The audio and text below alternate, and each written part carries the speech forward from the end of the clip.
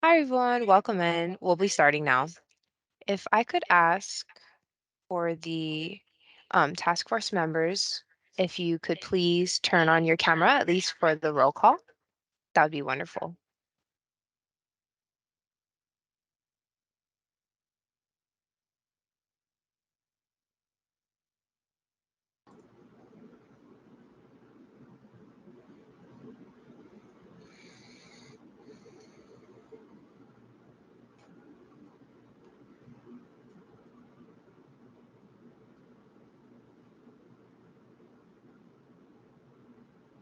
No.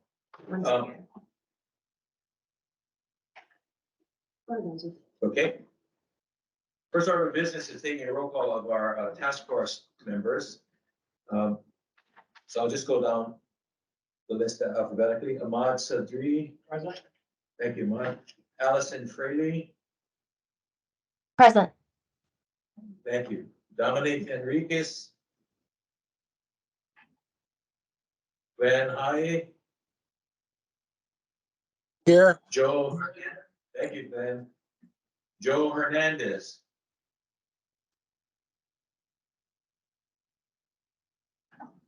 Christine Kubat. Director Nicole Shatterson. Here. Mahalo. Ramsey Mansour. Here. Thank you. Robert Schmidt.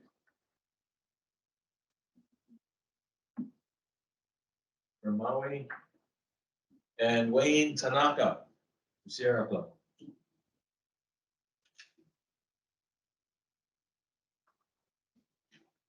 All right, thank you. Do we get who's present? You got one? Yes. Okay, thank you very much. The moment I'd like to ask you, I'll take a look at our agendas this morning. There were really two big sections that we'll be covering, which is the wrap up of the tires discussion you had recently, and then moving on later to the discussion on batteries, lithium ion batteries, the problems, as well as potential solutions. So this first section will be going through, if you follow the agenda online, we set up 60 minutes for the first section and roughly 40 minutes for the second section of potential solutions discussions. We're turning it over to Cesar and our team to do that. Next slide, please. Follow through with a 45-minute discussion on the potential solutions of the batteries. And then we invite the public at that time to also make a comment and offer their observations as well as their questions. We'll then summarize the meeting and end with a discussion and exploration of next steps. So we've taken care of our transport member call. We would like to take the opportunity to introduce, give State for one Department of Health staff who are online as well as in the room, opportunity to introduce themselves. Department of Health. Morning, everyone. Lane Ochu, planner with Department of Health, Office of Solid Waste Management. Thank you for joining us. Morning, everyone. My name is Mike Burke. I'm also with the Office of Solid Waste Management. Thank you all for joining us. We appreciate the time that you guys are committing to this. And we know it's been a long time since we last did an update. So, there's some growing pains. And so we appreciate that you're willing to stick with us.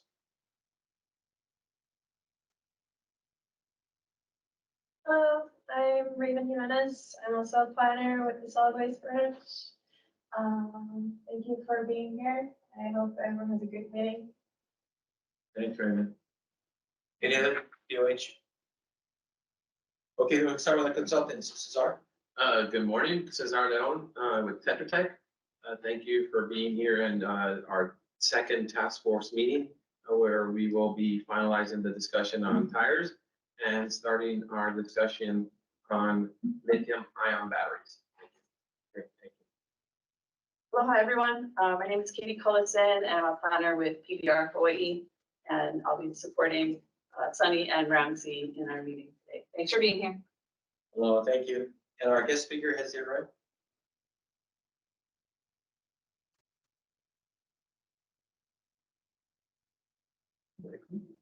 Michael, yes.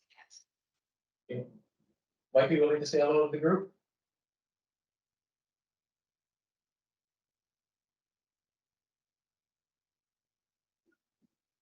Maybe logged in Logging in.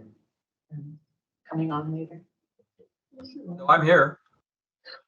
Okay, Michael. Just want to give you an opportunity to say hello to everyone. Once again, I'm going to ask anyone on Zoom or on a virtual to please put your screens on when you are addressing the meeting. Thank you. All right, just a quick reminder. Oh, I was muted. I apologize. I was muted. I'm here. Hello. I just got the Okay, mail. thanks. No problem, thank you. That helps too. So let's move on. The purpose of, and revisiting the purpose and of the task force, which I was just mentioned previously about an update. So the state law mandates an integrated solid waste management plan with regular updates. And the convening of this task force, as well as the welcoming of the public, is part of that process. The intention, of course, is to revise and update the material contained in that plan. And then utilizing the comments that come from the task force to address other issues that may be important to solid waste management process. But what are the expectations? Really regarding the potential of the solid waste plan is to have your input. And then get recommendations from the task force moving forward. So that's the purpose of our meeting. Critical and important is that we understand that this is and falls under the Sunshine Law, which is always open meeting law. The Sunshine Law in one. The purpose is to help ensure public has meaningful participation in the government process, and such as this plan's revision being one of those. The all ISWMP task force meetings are open to the public. So we have people attending today's meeting and will follow the state sunshine law accordingly. Just a note to our task force, remember the discussion of task force business outside of the public meeting is prohibited. This includes in-person communications as well as phone, email, and social media communications. There are sections in our meeting agenda that will invite the task force specifically to share your comments and then give the public an opportunity to follow up. But during that section, it is task force members specifically. Next, please. In the interest of time, as well as moving through our meeting, we do have some ground rules that we'd like to cover. The first being is acknowledging the contributions of others, which in always just really about alone. Please raise your hand and electronically, as well as in the room physically, if you would like to speak. And in the interest of clarity, keep your microphones off until you are speaking, so that we don't disturb those who are. We invite you to engage with an open mind, listen as well as respond, but listen before responding, as well as demonstrate respect for the ideas of others, as we would expect them to respect our own. So simple ground rules, but it's really all about aloha. How do we care for one another and open mind and open heart? All right, so that's how we are proceeding. The next section is really about reviewing the potential solutions and the discussion from the prior meeting. And so at this time, I'll turn this over to Cesar to facilitate that portion. Cesar? Thank you, Ramsey. So this is in follow-up to the previous task force meeting. So just to, I guess, summarize our previous meeting and remind everyone of the issue and some of the potential solutions for tires So Hawaii has rules and regulations currently in place to manage tire waste on the various islands. However, more can be done to manage the specific waste stream and the underlying problems involved with illegal dumping, improper record keeping, and the program direct and indirect costs. We'll explore potential solutions relating to the management of tire across the state, including potential EPR legislation, government programs and subsidies, free market solutions, public education components, and resource reduction alternatives. Just as a reminder, here we show the EPA's waste hierarchy, which is very similar to the Hawaii's hierarchy. The only difference here is that this one includes reuse and it includes energy recovery. The one for Hawaii does not include reuse, and then energy recovery is not specifically implied, but it does include incineration. So we felt that energy recovery was a result of incineration, so we left it in there. Wanted to provide the distinction. So most importantly is the reduction of waste, the reusing of potential materials, and then the recycling of materials as a hierarchy to identify potential solutions. Here is a list of categories in which we were seeking potential solutions. This includes EPR, where manufacturers or distributors are compelled to address impacts of their own products on the waste stream. EPR also extends to retailers, consumers, and state local government existing infrastructure to find cost-effective solutions. Government programs and subsidies includes revisions to existing statutes or adjustments to existing state programs and personnel, implementing new government programs or prohibitions. Examples include advanced disposal fee, deposit programs, or expanded government services. Next is free market solution, which includes identification of new or expanded local market opportunities for recycling. Consideration has to be given to the remote geography of Hawaii as these infrastructure challenges exist. Outreach and education, the identification of outreach opportunities and potential education on the various levels on how to manage waste throughout its life cycle. And then lastly, less wasteful alternatives, which some of the materials that we will be looking at might not have, but we do seek to identify that through our evaluation of other locations. So next slide.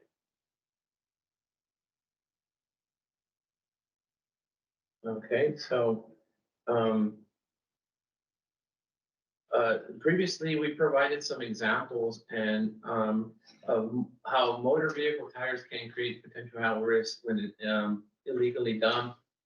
For example, in Nanakuli, there was about 1,000 or more illegally dumped tires that have been there for quite some time, ever since the illegal junkyard was closed down. Tires form a line off the private road. If they take them to H Power Plant for recycling, it is estimated that it would cost approximately $100,000 to dispose of them. So there is an issue with tires disposed illegally. Next. So due to the potential environmental impacts of improper end of life tire management, it is important to have dedicated education and outreach programs that target both tire retailers as well as the customer who purchased the tires in the first place. Next slide. Here you would see some examples of education and outreach opportunities, both for the state of Hawaii, some of the counties, and also the states that we have reviewed. This includes tire recycling amnesty events, dedicated tire waste management websites. In California, the state of Colorado has waste tire drop-offs. In Washington, they have dedicated waste tire management websites providing information to the community. In terms of extended producer responsibility, There is also opportunity here to employ this for tires. There are many states, including California, Colorado, Connecticut, and Washington with waste tire removal fees.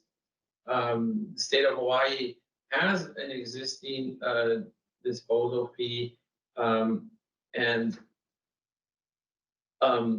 seeks to improve upon it. The Hawaii counties defer to state legislation.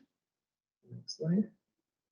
Then the other option for potential solutions include government programs and subsidies. This would include a motor vehicle tire surcharge. The state is currently exploring or improving on existing infrastructure, policies and regulations, grants, and outreach and education opportunities. There is also a potential for county-funded and managed programs similar to that being employed at one of our, in the county of Kauai. They have their own program.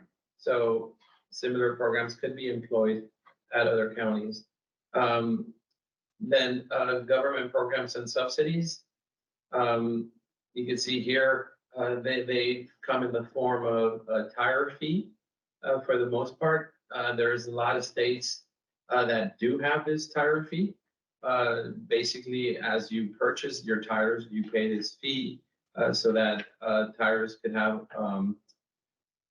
recycling, and that end of use, end of life is guaranteed by that fee, and it keeps management. It also could provide for grants to research on methods to recycle these materials or uses for these materials, including tire-derived products or other uses, which are included here. According to U.S. tire manufacturers, roughly 76% of scrap tires in the U.S. enter end-use markets, with the largest market being for tire-derived fuel. Secondary to this market is brown rubber, such as used in playgrounds, civil engineering, roadway fill, and other market resources. DOH has issued the city and county of Honolulu a variance to burn tires at the H Power Waste to Energy facility. The variance allows H Power to receive and incinerate up to 400 tires per day, or 65,000 tires annually at the waste to energy facility. The variance was subsequently extended until February 28, 2026. The use of tire-derived fuel or incineration of tires at the waste to energy facility may be a viable option warranting further consideration. However, statutory changes should be made in the case of incineration. Resource reduction alternatives. The only resource reduction alternative that was found was rail. In Hawaii, most transportation occurs through private and commercial passenger vehicles, shuttle services, taxis, rental cars, or public transportation services, such as the bus. There is no current rail or light rail system in Hawaii to move passengers. However, in Honolulu, the Honolulu Authority for Rapid Transportation, or HART, is in the process of constructing a driverless urban light metro rail system in Oahu. The 20-mile system will have 21 stations as part of the system and is expected to be completed in 24, later this year or possibly the beginning of next. Other resource reduction alternatives is to support public transportation options that reduce the use of personal vehicles to travel. The use of alternative, obviously the use of alternative transportation options, use of carbon black, or other rubber alternatives. I like to state that some of these potential solutions were also provided to the task force through a potential solutions memorandum, which included, or basically I'm summarizing that document here. So with that, I will turn it again to Ramsey to provide the rest of the presentation. Okay, thank you, Cesar. At this time, we're going to open the floor to the task force members to provide us with your thoughts on these solutions that have been presented. What your opinions might be in terms of where this goes next. What's the promise of the solutions? Your comments, thoughts at this time. So you will go ahead and raise your hand, or we can start with Ahmad, since you're in the room. Your thoughts, please. And we'd like to encourage each task force member to comment on this. Sure, I'll go ahead and start. The city and county of Honolulu's mission is to keep tires out of the landfill. And we've identified through these meetings many different ways that can be accomplished, from advanced disposal fee, EPR, the city's collection programs at the convenience centers, transfer stations, and curbside. Using H-Power as an option to combust the tires and recover their energy and metals. We also have a backup contract with a tire recycler, Retired Tires on Waipahu, that collects the tires when H-Power is not available. Also, the large truck tires and heavy equipment tires are collected using that contract. Those are shipped off island. In the meeting, we talked about some concerns we have about where the tires are going that are shipped off island. We have a good handle about where they're going with the tires that stay on island, but not so much the tires that are shipped off. That was a gap in the information that we would like to see, we'd like to see, be more informed and find out what's going on with those tires. With the mission of keeping tires in the landfill, also preventing them from being illegally dumped. The last thing we want to see is tires showing up in streams or on the side of the road. So we also promote volunteer cleanup events by waiving the disposal tip fees when they need to come in, either to H-Power or the tire recycling company. I also want to share, there was a very interesting article that came out recently regarding tires on electric vehicles. And the content of this story was that, it seemed like even EVs are losing some of their luster because they also need to use tires. The tires have to be disposed and replaced, and the tires release particles into the air. So some of the conversation about the vehicles is moving away from their tailpipe emissions over to now what is being released from the tires itself. So I just wanted to share that. I found that interesting. Great. Thank you very much. Do we have an online attendant? Please. Christine from the task force. Hi, Christine. Hi, Christine. Welcome, Christine. Hi, aloha. Can everybody hear me? We can, thank you. Okay, wow, I had a hard time getting in, but here I am. I'm really concerned about what I've heard so far through the recording about this discussion, because I feel like tires are being presented in a way that's not honest or realistic. They're primarily made of plastic. There's more plastic in them than rubber. And all of this discussion about grinding them up and getting them out of the environment, we don't want them in the environment any more than we want them in the landfill. Actually, we're better off with them in the landfill in certain ways because we know where they are. And when we get to the point where we know really, truly how to handle them, at least we can get to them instead of having them ground up into all these little pieces all over the place.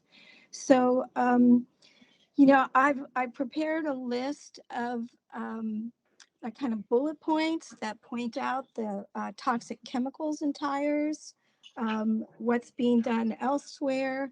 I don't want to take up the time now to read through that. It's not that long, but I would like to understand how I can share that information with the task force, since we're not allowed to email each other.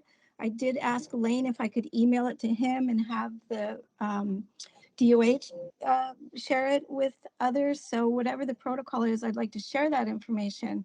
But at the very least, I will tell you that every 3 years in the state of California, they develop a priority product work plan. And this is what they do to address issues related to product safety.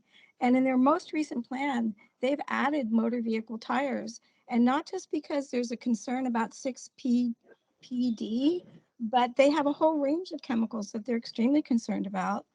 And the rationale, and I'll quote, is that these compounds are harmful to the environment because they are toxic to fish and other aquatic organisms, are toxic to plants, persist a long time in the environment, or accumulate in the bodies of animals and humans that are exposed to them over time. So we were presented with this, okay, like here, this is what's happening in California. We're grinding up tires and we're putting them everywhere. We're putting them here, we're putting them there. It's all good. And California right now is having a serious like reconsideration of that. So I'm concerned that that information is not coming through to the task force members. And I would like to have someone tell me how we can share that information. I'm in contact with international experts that are working to end microplastic pollution. Tires is definitely on our list. They have a lot of information about why tires are toxic and we don't want them in the environment.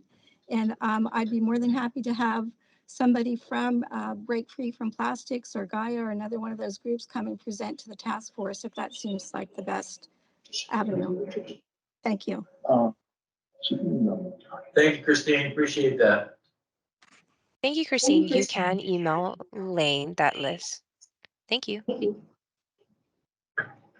Yeah, Again, there are I several. already did mail it. I'm sorry, go ahead. I did mail it to him, asking to have it shared with the task members for this meeting. So he does have it. Thank you. Great, thank you, Christine. Christine, I know you joined us a little late, but we're asking everyone that is on virtual to turn your cameras on when you're addressing the group today. Thank you. Okay. Inviting the other task force members who are online to please join us and share your thoughts and your opinions in terms of which of these solutions shows most promise.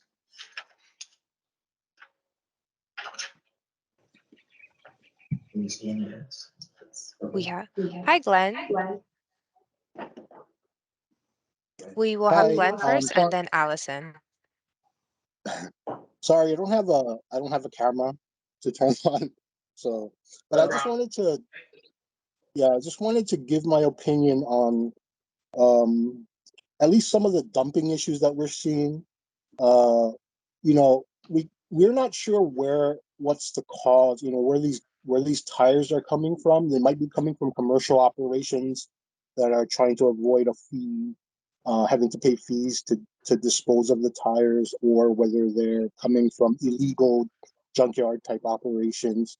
But just something to keep in mind that with any additional costs that are added on to the tire purchase potentially could increase the likelihood of something like more illegal tire dumping, just to avoid having to pay additional fees and potentially offer cheaper prices to the user who comes in to get a tire replacement or something.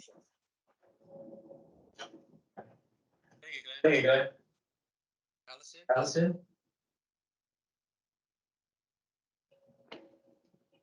Good morning, everyone. So just to go over, oh, I'm getting an echo, sorry, it's distracting me. Anyway, just to address what solutions were good.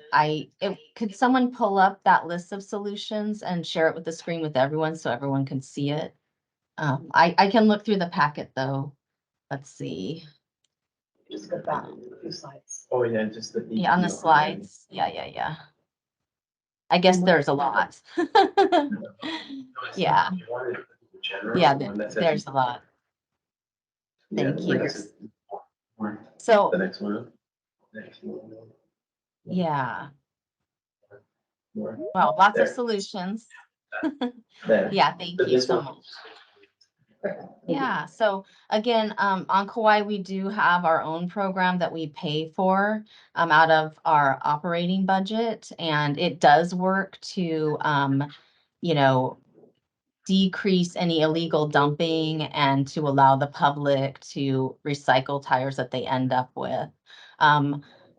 It would be great if that the program that's existing with retailers could be reinforced, that they could be educated, that they shouldn't be giving their tire, even though they're always charging the fee, but sometimes they're giving tires back.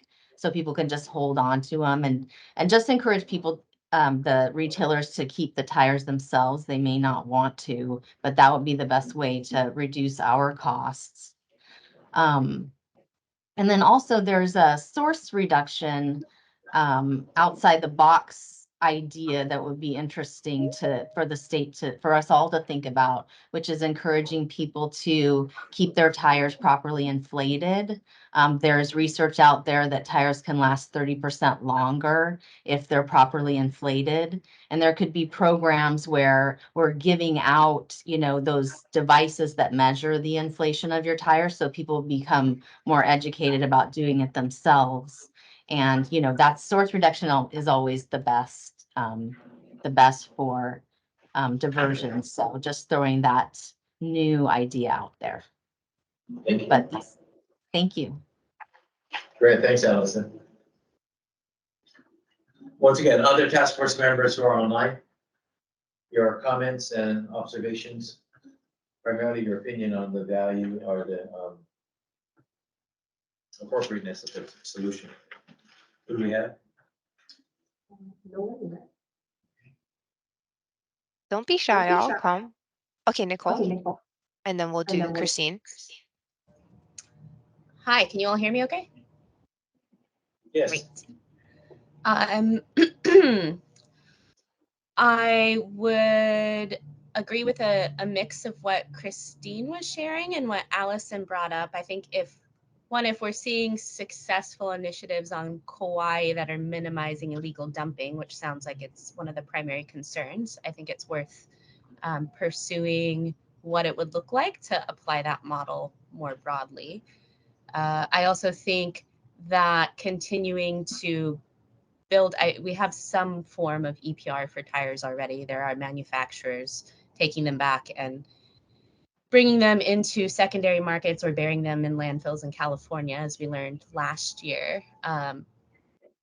So while generally I think it's a good idea to continue having the producers involved in managing the end of life for tires, I have a lot of concerns about what's happening during the end of life of those tires. I don't think they're proven yet to be healthy material for roads, and they're not proven to be healthy material for incineration or refuse-derived fuel, tire-derived fuel. So I don't know that I'm prepared to land on what exactly the best solution is, other than let's explore a little bit more of what Kauai is doing and not concede to sending our tires to be burned or turned into new products at this time. Also, I wanted to second what Allison mentioned about the Costco, for example. When I got my tires changed, they gave me the option to keep my tires, which I didn't do. So that it is a problem and a clear issue we could address to make sure the tires aren't being recirculated back to customers and dumped. Thank you. Thank you. And we have Christine. Christine, please, your comment.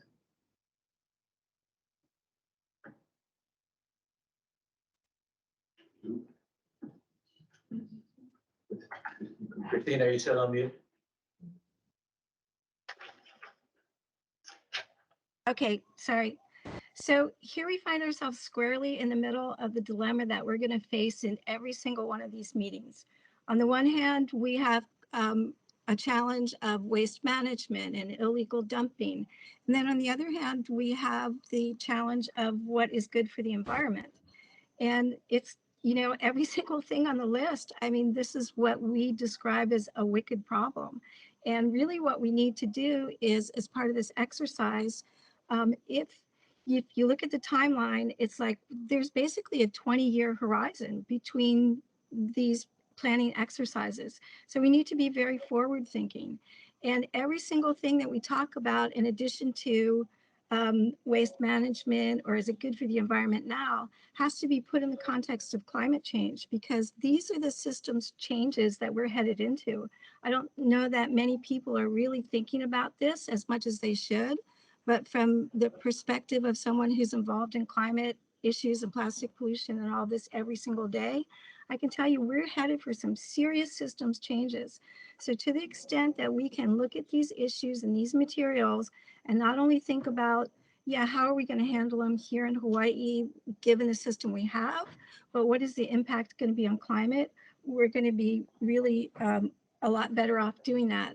And to me, it's going to be really important for us moving forward on each issue. We should not be talking about recycling tires because these tires are not getting recycled.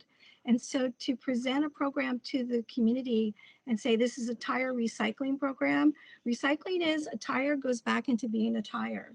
And that is not happening. Maybe some of it's happening someplace with some retreading, but that's not what's happening. So that would be the first recommendation, is to stop calling these tire recycling programs, because that's misleading to the public.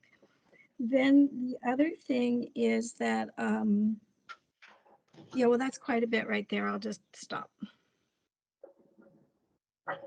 Thank you, Christine. It sounds to me, and what we heard a couple of times now, it's definitions of what we actually mean and the metaphors that are used in different counties or different places. So thank you for that. Is there anyone else? I think we had Ramsey on. Was he also? Did he agree? No. Again, please show your hands. If not, we'd like to open the space for questions from our public. And we did see a number of people. Oh, Ramsey. Okay, go ahead, Ramsey. Yeah, I just was listening to everybody's comments. We know tires are bulky. So the challenge is really, even if recycle, diversion, whatever you want to call it, to handle and transport these end products, it's a challenge as well. So we need to figure a way before even consider what we need to do with it, is to ease up the transportation. If you have a sea train that could take, let's say, I'm just throwing a number, 1,000 tire, and if you could reduce that to make it 5,000 tires in one trip rather than 5 different trips, that also will decrease the carbon emissions. So we need to start looking at transportation methodology of these end products to minimize the amount of trips, to either haul it to places or take it somewhere on the mainland or other continent for reuse, recycle, whatever you want to call it. It is divergent. I know a lot of people here may not like the idea of, getting the energy. Ahmad's program, Ahmad's, correct me if I'm wrong, you guys have just the newest scrubbers to your edge power, and it's really effective. Christine, I know in Europe, that's what they do with them. Incineration is because they don't do landfilling as much. So if it gives us energy, that's a diversion. And energy eventually could reduce carbon emission because you're not using fossil to create it. So we need to be realistic.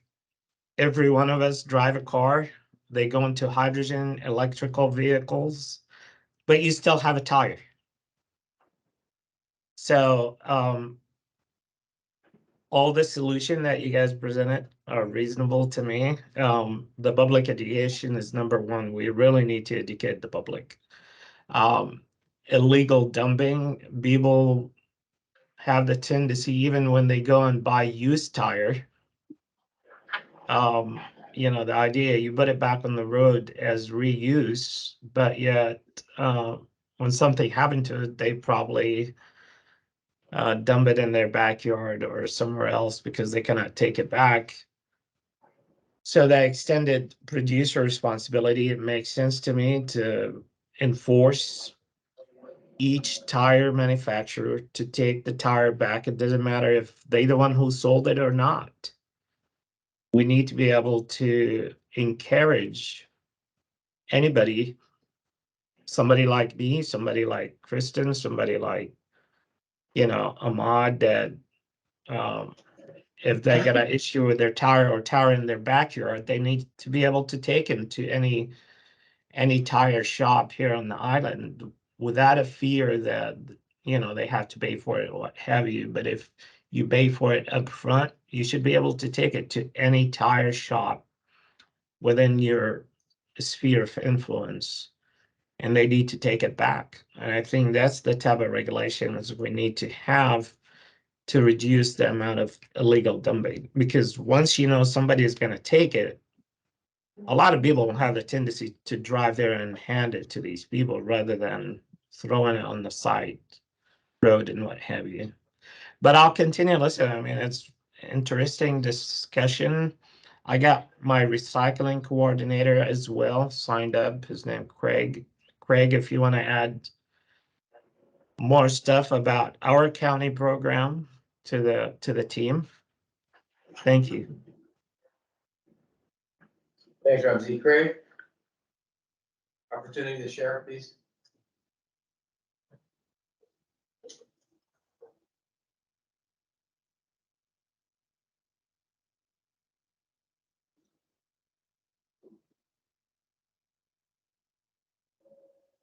Ramsey, did you say that Craig is with you or that he came on separately? I thought I saw him. Craig, you're still on mute if you're speaking. He signed in. It seemed like, you know, he's muted for some reason. Yeah, hello? Okay. Yeah, we can hear you, Craig. Not really anything else to add to it.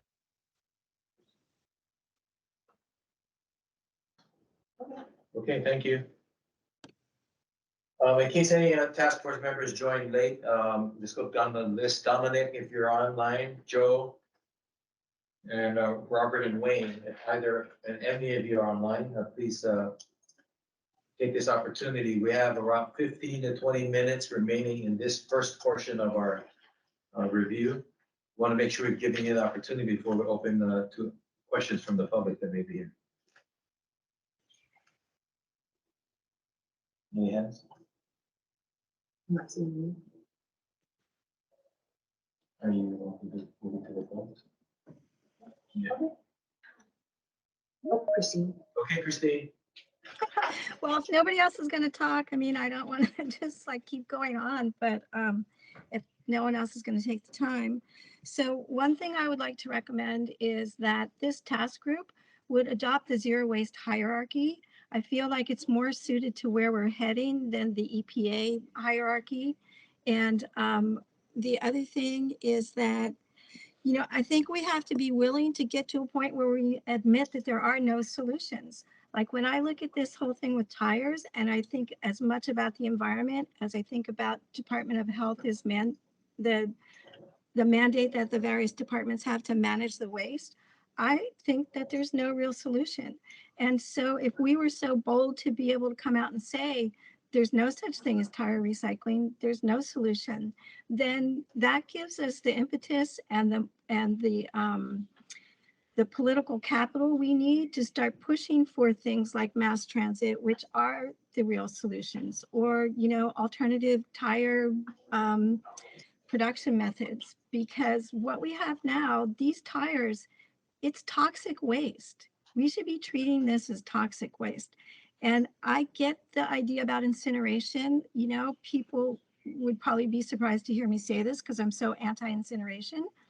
But the thing of it is, every time you burn a tire, then you create space for the next tire that's going to come on to get burnt. And it's not a solution.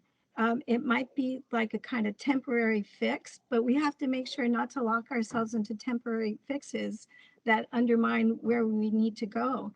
And in terms of being realistic, we need to get real about what's happening with climate.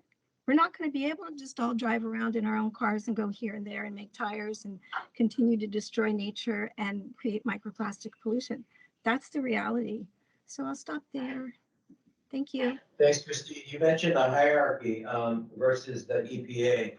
So Christine, the question would be, are you saying specifically to the state of Hawaii and the criteria being designed rather than using the EPA criteria? Well, you know, in the meeting that I watched, the recording, at some point, somebody referenced this EPA hierarchy of how to manage waste. And I think we should abandon that. And I think we should go with the zero waste hierarchy. And that is something that I would like to have this group use as a guidance. And I'm just going to be upfront. The biggest difference between the two is that in the zero waste hierarchy, incineration is not an option. It's like down at the bottom. And, you know, if we somehow decide that that's what we're going to do, at least if we do it, then we're categorizing it as a non-solution, right? But in the zero waste hierarchy, landfilling, as much as people don't want to hear this, is above incineration. And the idea behind that is these are toxic substances. We don't want to throw them out into the environment. We don't want to just like burn them and create additional carbon impacts. At some point in the future, we will figure out what to do with them that satisfies the waste management and the environmental concerns. And so the best thing we could do right now, maybe with tires, is to grind them up and find a place to sequester them in a landfill until we figure the rest out. Okay, thank you for that. Okay, Ramsey, I think your hand's up.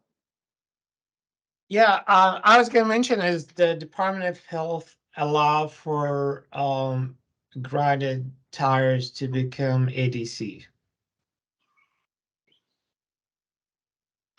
When?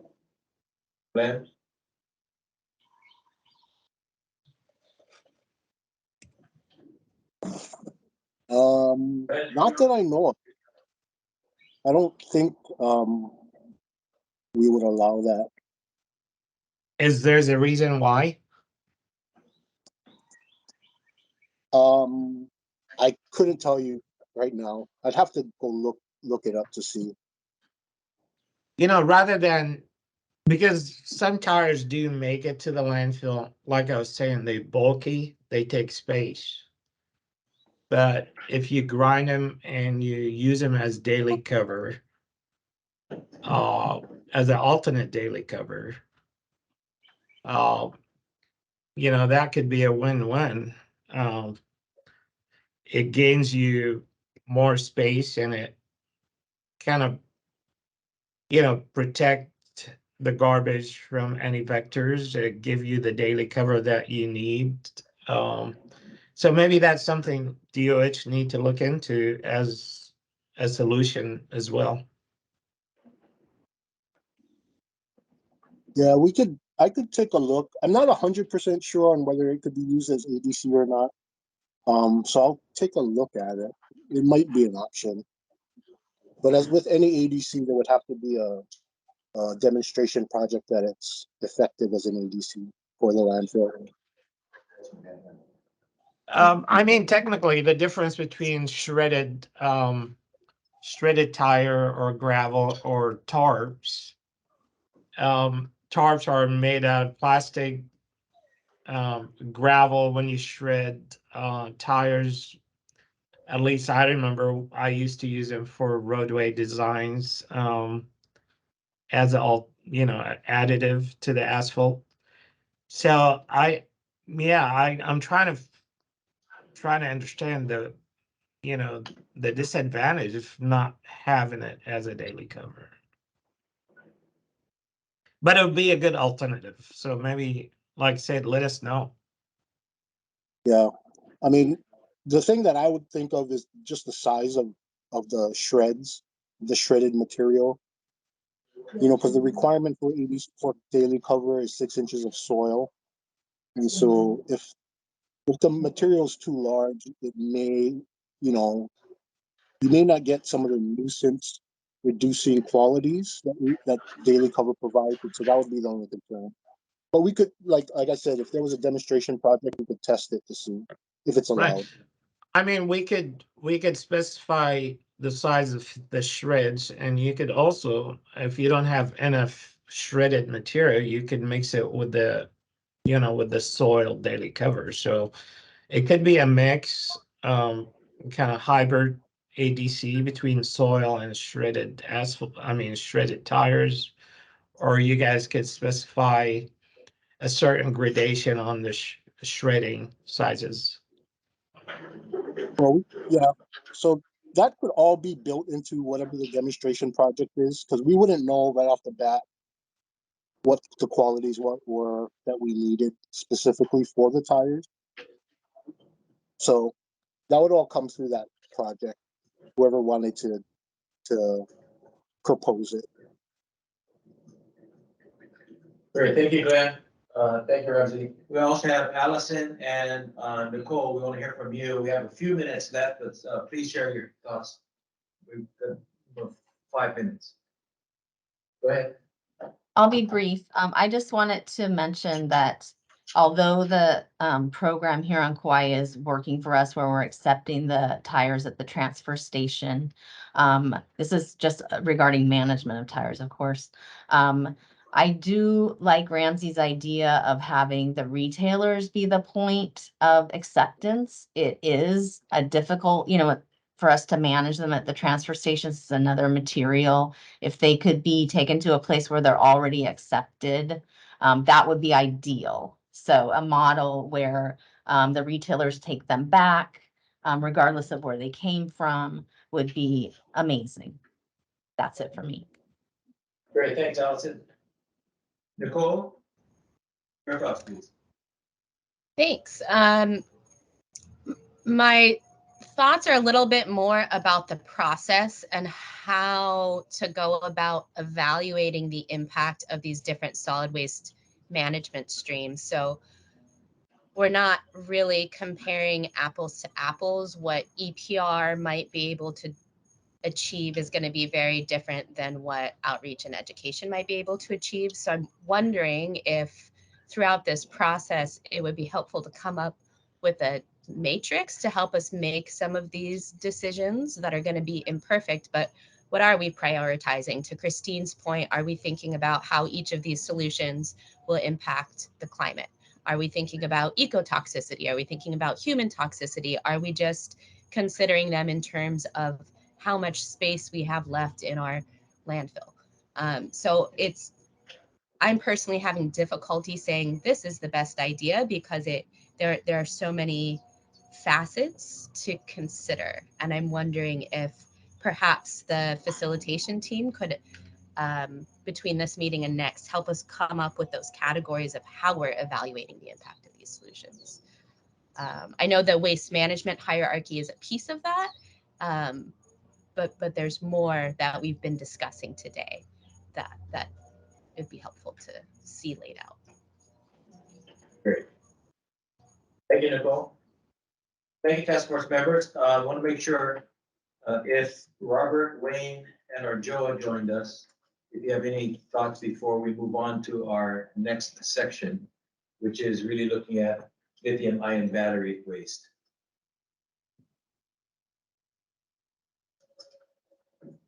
Any indication? If you want to wrap up and move on. Yeah. Okay, thank you very much. I think we're going to wrap this first section up. Thank you for your comments, thoughts, and ideas, as well as the questions posed. Cesar, did you want to summarize anything from your gathering of this last conversation? Before moving on. Just real quick that thank you all for providing your thoughts on the potential solutions being identified. All this information is taken into account. I guess I'll add to what Allison was adding at the end. I think all these potential solutions are taking a look into climate action or how they relate to that. I think all the materials that we're looking at have that angle in terms of climate action.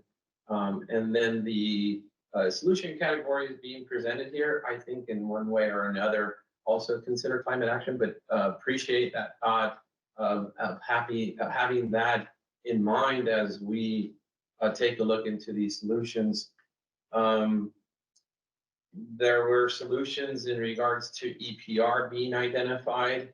Others identified solutions with tire-derived products, solutions with maybe with waste to energy to tire-derived fuel.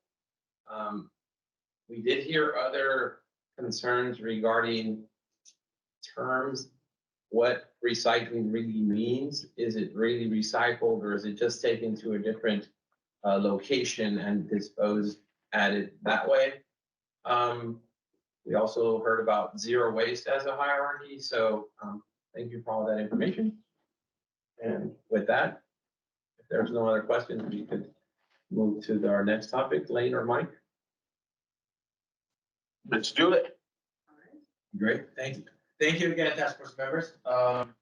We are now going to be shifting into the second component of today's meeting, which is dealing with lithium-ion battery waste. Give me 1 second. So we'll shift presentations for you. Perfect. We're set to go. All right, thank you. So in this case, as we've done before, we will need to state what the problem is, defining that. So discuss the potential solutions, evaluating them. And of course, this is derived from the state's evaluation, as well as hearing from industry representatives.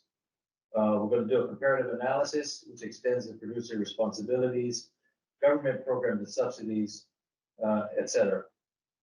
I think we'll want to take the time, however, to really get into the discussion. Once again, inviting task force members to offer your thoughts, as well as propose questions that perhaps haven't been asked yet or maybe need to be dug into. At that point, we'll give the opportunity for the public that may be attending, and then we'll follow up with a summary as well as next steps. So let's start with Cesar. I think you want to go through the problem statement. Yeah, good morning. So now we will be discussing lithium-ion batteries. That is the second category or material that we are discussing as part of the update to the Integrated Solid Waste Management Plan. So in this case, we will be discussing lithium-ion batteries from consumer electronics, photovoltaic systems, and electric and hybrid vehicles that comprise a small but increasing proportion of the state's total solid waste stream.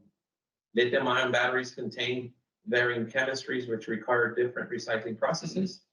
Furthermore, the chemistry of lithium-ion batteries is expected to continue to evolve, which could further complicate the recycling process.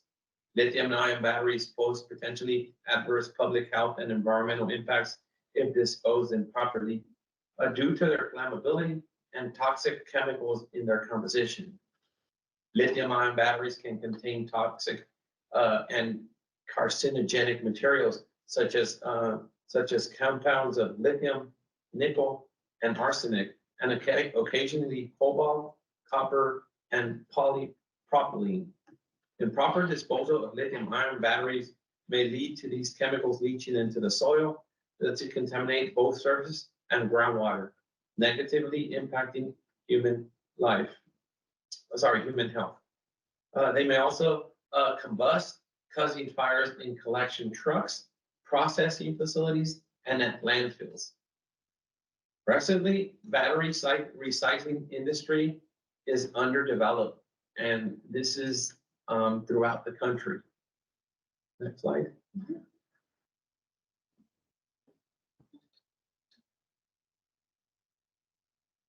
So I will briefly go over the state and county's existing conditions, of which you should have received fact sheets identifying the current conditions for lithium-ion batteries But before we do that, we would like to take a quick look at what some of the issues associated with lithium-ion batteries and how they could cause fires when improperly disposed. And not only when improperly disposed are they causing fires, but also as throughout the life cycle of these consumer goods, let's say, as time goes on, the recharge capacity might not be there. So these materials, even though they're not waste at this time, they are causing issues. So we have identified that as also an issue that would require some outreach and education to manage those materials before they even become waste. So we do have a quick video just to show the magnitude of the problem associated with fires.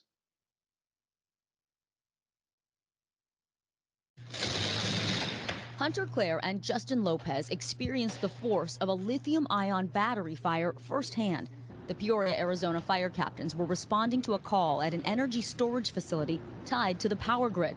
Just as they went in to check the building, it ignited, right? It blew up. I don't remember the explosion, don't remember anything from there. Both suffered brain trauma, multiple broken bones, and burns. The cause of this fire is a lithium-ion battery. These fires are becoming more common. In New York City, lithium-ion battery failures sparked more than 200 fires last year, injuring 147 people and killing 6. This high-rise blaze started in an apartment containing 5 e-bikes. We saw what happens when a lithium-ion battery is purposely overcharged and fails, starting a fire. We're actually inside of a home built to burn. We study how fire grows and spreads, and we purposely instrument it so we can figure out how to keep people safe for emerging technologies like this. Kerber's team outfitted this 1,600 square foot house with everything you'd find in the typical home and rigged it with heat and gas sensors. It's going to release a lot of gas, and we're going to see an explosion. How quickly will it destroy a house like this?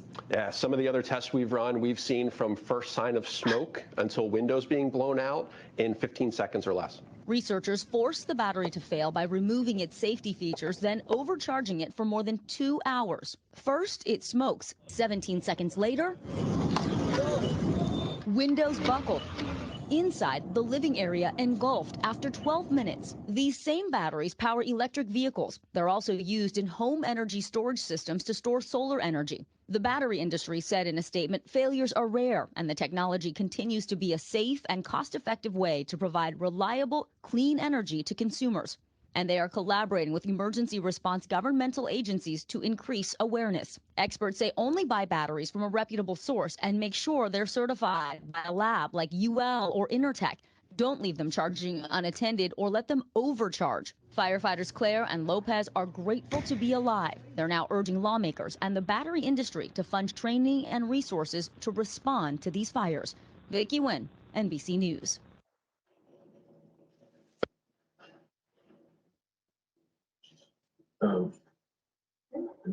Presentation.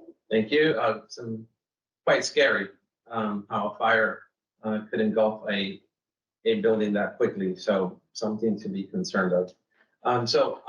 We will continue by providing the baseline conditions for the state briefly as you have received fact sheets on this item. I'll skip through the first items on the population, and the last plan was updated in 2000. What's interesting here is that the estimated number of registered electric vehicles in 23 was about 22,000 and expected to grow significantly. The estimated number of electric vehicle batteries to be managed annually in 2022, around 650 batteries were managed, and that is expected to reach about 14,000 by year 2039. The estimated number of home power storage systems in the state is estimated at around 15,000. The estimated number of home power storage systems to be managed annually is estimated to be about 7,200 by 2032. Act 92, which was a bill that was approved a few years back, culminated in a report on recommendations on waste management of clean energy products in Hawaii.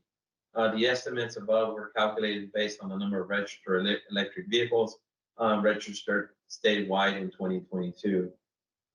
As of January 23, there was an estimated 22,000 registered vehicles and 68 registered electric freight vehicles. And as previously stated, the number is expected to be about 14,000 electric vehicle batteries managed by 2039.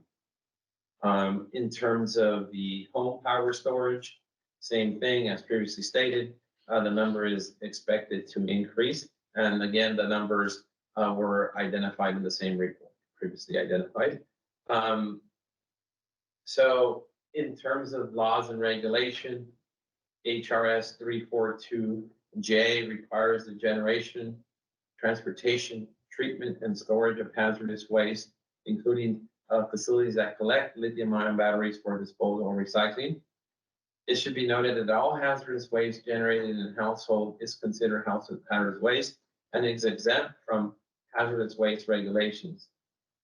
HR 11273 describes the requirements for the identification, handling, and transportation, disposal of hazardous waste, including lithium-ion batteries.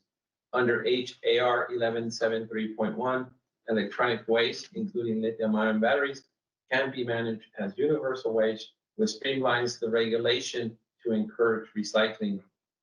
In 2021, the Hawaii State Legislature passed Act 92, which was House Bill 1333, requiring Hawaii's Natural Energy Institute to conduct a study to determine the best practices for collection, disposal, and recycling of clean energy materials in Hawaii, including PV panels and lithium-ion batteries. Report's findings were published in December 2022, and our expert speaker will be providing some information on that report. Permitted collectors, recyclers, and processors in the state, there is no existing list of state permitted lithium battery recyclers. However, there is a county contracted facilities permitted by hazardous waste program to collect batteries for recycling. Disposal fee in 2012, the Hawaii State Legislature considered a household battery deposit and recycling law. House Bill 2811 would have established a 5-cent fee battery package paid by distributors for products made or imported into the state. It would have also created a 10-cent refundable deposit for battery paid by customer. The bill did not pass. A summary on the information on the counties. As you know, as you can see here, there is limited county-specific data regarding the waste and composition and diversion of lithium-ion batteries. In fiscal year 22-23, approximately 0.45 tons of lithium-ion batteries were diverted by the County of Hawaii Department of Environmental Management. The current estimated number of home power storage system registered electric vehicles was presented previously and will only continue to grow. So this is just a summary of the background that you should have received in the fact sheets. So with that, I will turn it over to Ramsey. Okay, thank you. So as we did previously, we want to invite the task force to address the statement that's been provided. And provide any opinions or thoughts about where there might be some gaps in the process or in the solutions offered. And I think some of you have already may have come to some thoughts on that. So we'll open the floor again to our task force members. Question would be, what gaps in our existing plans do you observe and given the statement that was now presented?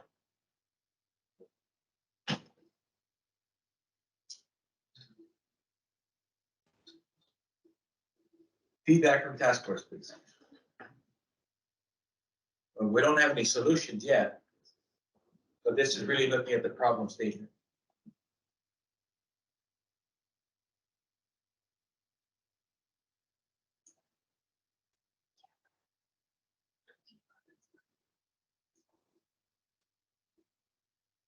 Ahmad, we'll come back to you since you're in the room. And- Oh, Ramsey. Ramsey, I was just having. Oh, Ramsey, I'm sorry, I did not see that. Go ahead, Ramsey. Thank you. Yeah, I guess I mean, any product we get from any manufacturing company, I think really it has to go back to the producer of the product. Tires, batteries, to me, everything should be barcoded to the creator or generator of that product. And eventually it need to make its way back to the facility that created that product and get recycled within that facility because they the expert matter on creating that to start with. And I would imagine that will force them to take it back and recycle it and put it back in the market rather than scatter it all over the world. So maybe we need to start thinking about, now barcodes are heavily used to track down the data was generated, who created it, and maybe each entity or DOH could start regulating that, where asking manufacturers anything comes to Hawaii, it should be barcoded. So the state does not have to incur any cost and the manufacturer will be penalized. And the state or any Hawaii county could ship that material and bill the manufacturer who created it based on the barcode, information. So outside the box thinking, with new technology and new ways to be able to track things, let's put it to use and hold the manufacturer accountable for the product they produced. And that's my comment. Okay, thank you. You have Nicole? Nicole? Thank you. Thank you. I'm having trouble identifying what exactly the problem statement is you'd like feedback on. If that is what we're doing. I'm looking in the meeting packet and I see county-specific problem statements. Do you want feedback on those or what? A little unclear on how to contribute. Slide number 2. So, in the fact sheets, all of them have the same, problem statement, which is basically the second, slide. That's this slide here. But if you look into the fact sheets, each of them have a section on the state solid waste stream issue statement. So, I could go over the statement again. So basically, lithium-ion batteries from consumer electronics, EV systems, and electric and hybrid vehicles comprise a small but increasing proportion of the state's total solid waste stream. We also found that there is the only regulation that exists in the state is that for the management of lithium-ion batteries, they are to be managed as universal waste. There are no recycling facility, or even take-back locations for larger lithium-ion batteries. There are some locations where you could take some smaller lithium-ion batteries from consumer goods at Home Depots and other locations. There is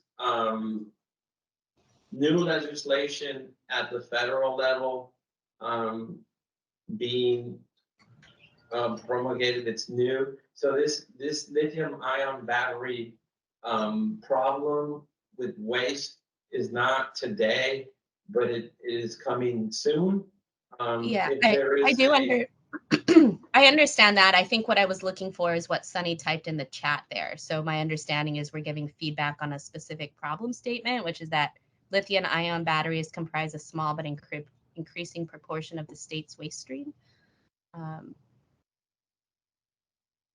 Is the question whether or not we all agree to that?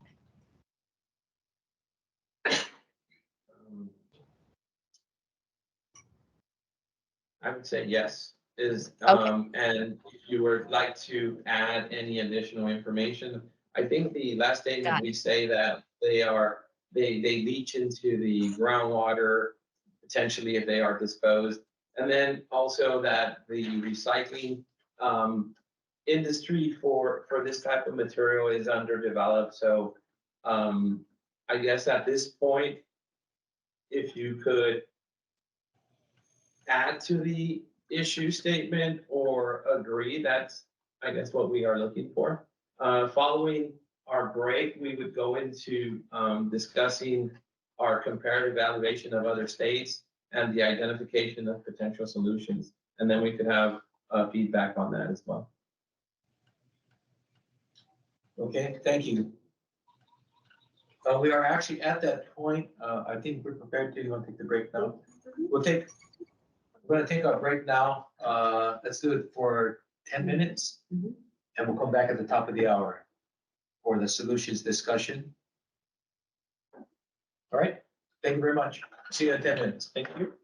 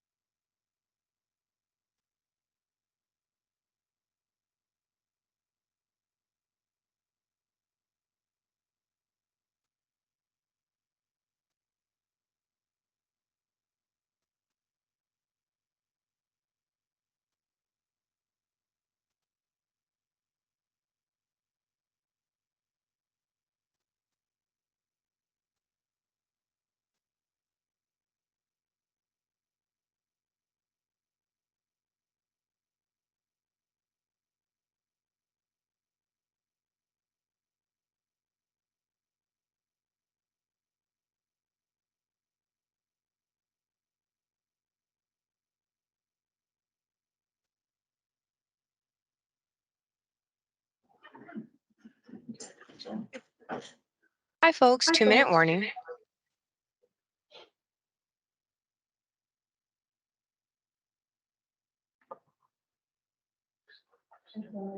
Chat comments. I'm like, Nicole.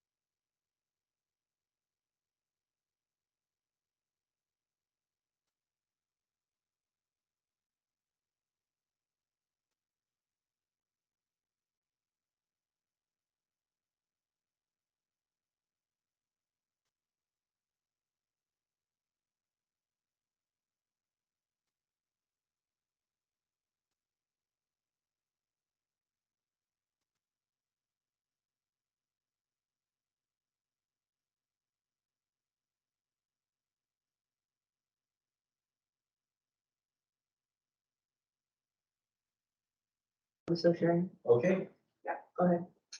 so everything back up. Yep. All right, I'm going to resume our discussion on the lithium battery issue. We left off where we wanted to start discussing the question itself, the problem statement, and it was brought to our attention that perhaps that statement needed to be clarified. So we're bringing it up. Please refer to the screen. and the problem statement that is now here for you to respond to. So task force members, once again, the question we're addressing is, does the problem statement make sense? What else needs to be expanded? Your thoughts on the problem statement? We have Glenn and then Nicole. Glenn?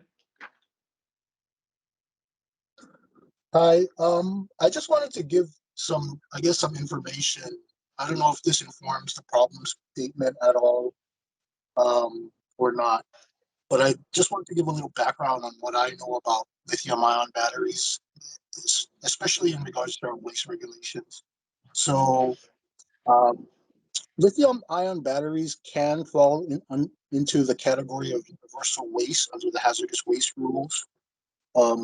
The other thing, but that's for commercial entities that have lithium-ion batteries. For household, the thing to keep in mind is households are exempt from the hazardous waste from lithium-ion batteries being considered universal waste or hazardous waste. So they can be disposed of as household hazardous waste, which means you could just technically just throw it in the trash. And so the idea that all these lithium-ion batteries that are used for various things, electronics, even for photovoltaic systems for storage, if it's coming from a household, those could technically be just put into the trash somehow and end up in a landfill.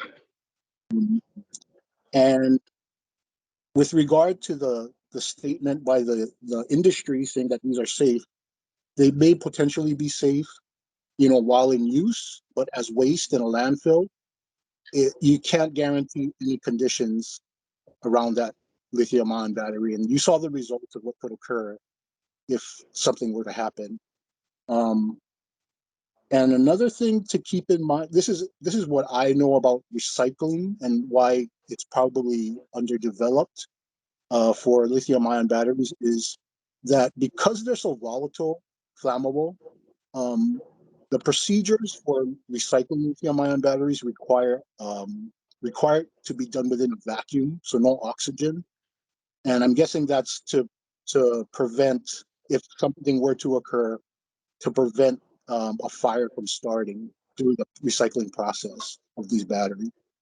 And so if there was a thinking that there could potentially be a recycling facility here in Hawaii to do that, that it's going to be very prohibitive. It's probably already prohibitive to do it on the mainland because of those conditions. So that's just something. That's just some of the information that I know about lithium-ion batteries. I just wanted to let everyone know. Thank you very much, Nicole. Nicole, your thoughts, please. Yeah, I summarized them in the chat during the break, but to briefly recap, I wonder if we can look at some of the upstream issues with lithium-ion battery production, in addition to what we want to do downstream. So most of the problem statement focuses on recyclability. There's a little bit about toxicity and safety, but we aren't acknowledging the issue of the planned obsolescence or the design for these batteries to be short-lived, and also the design for them to be not readily repairable. There are people starting to work on that, but I would be interested in exploring those aspects of the problem as well. Thank you very much. The task force members, your thoughts, please. Go I ahead, think public education and outreach could be very important. It's hard to say to what extent the public is aware of the hazards and risks of these batteries. And at home, they're everywhere. They're every children's toy, kitchen appliance.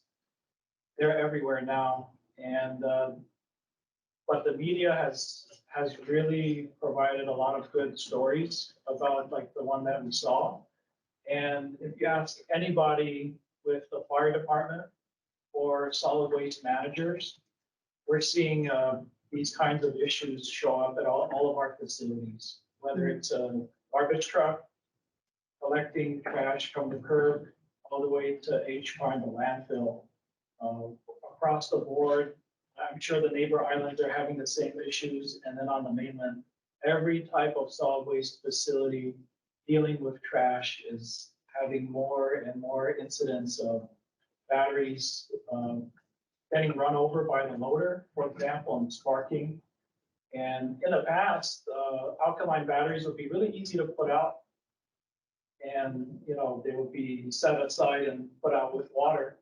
Water makes these batteries explode. It makes them ignite and creates a runaway reaction. So one of the ways that we have addressed this, using HPower as an example, is about 5 years ago, we upgraded all of our fire sprinkler systems. And then recently, we awarded a study to a consultant to do a comprehensive facility evaluation, looking at starting with prevention and detection as the focus points. If the fire sprinklers go off, it's already too late. There's already a fire, there's already smoke, and that could bring a facility down for days or weeks. So we're very focused on detection and prevention right now. We're looking at all the advancements in technology with cameras and artificial intelligence to see if there are ways to detect these as they come out of trucks on the tipping floor and on the way up conveyors to equipment like shredders. So we're looking at all that right now. Looking at different vendors using Fire Rover as an example. They have an integrated system with cameras and a mobile setup where they can detect and start putting out a fire before it becomes a big problem. Thank you, Ahmad. So, given what you just said, water causing it to combust, and the new sprinkler systems, what is being used in replacement of water? Is it a suppressant? And if so, what are its implications? Instead of water, they were looking at different types of foams and other ways of like chemical to put out a more battery or electric fire. Okay, thank you. Christine? Christine, your thoughts, please. Oh my goodness, I'm trying to control myself over here, hearing about chemical flame retardants, PFAS, what? So I don't think we want to go that direction. But just to focus on the problem statement, I think it would be helpful, you know, where we say consumer electronics, that's really broad. And I think it would be helpful to maybe say such as, and add things like children's toys, because yeah, everybody looking at this, I think we need to have that depth of knowledge that it includes even those kinds of things. And then we can talk about solutions later, right? Yes.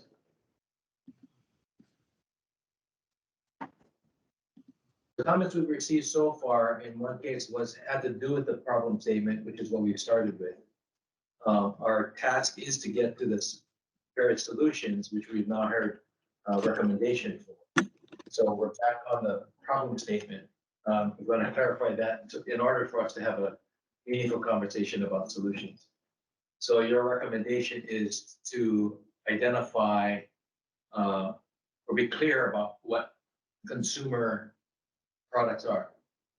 Yeah, I think that would be helpful because, you know, such as, and then I think even the general public is hearing about lithium ion batteries, you know, if they've got a solar system or maybe they're looking at purchasing an electric vehicle. But I don't think the average person is aware that they're in things like toys and sneakers and crazy places. And so I think that would be helpful for just anybody looking at this to remind us of that. So just to say such as. Okay. Which then does lead back to what Ahmad was saying in terms of an education process. So they are connected. Thank you. Any other thoughts from task force members on the problem statement, clarifying, refining, expanding?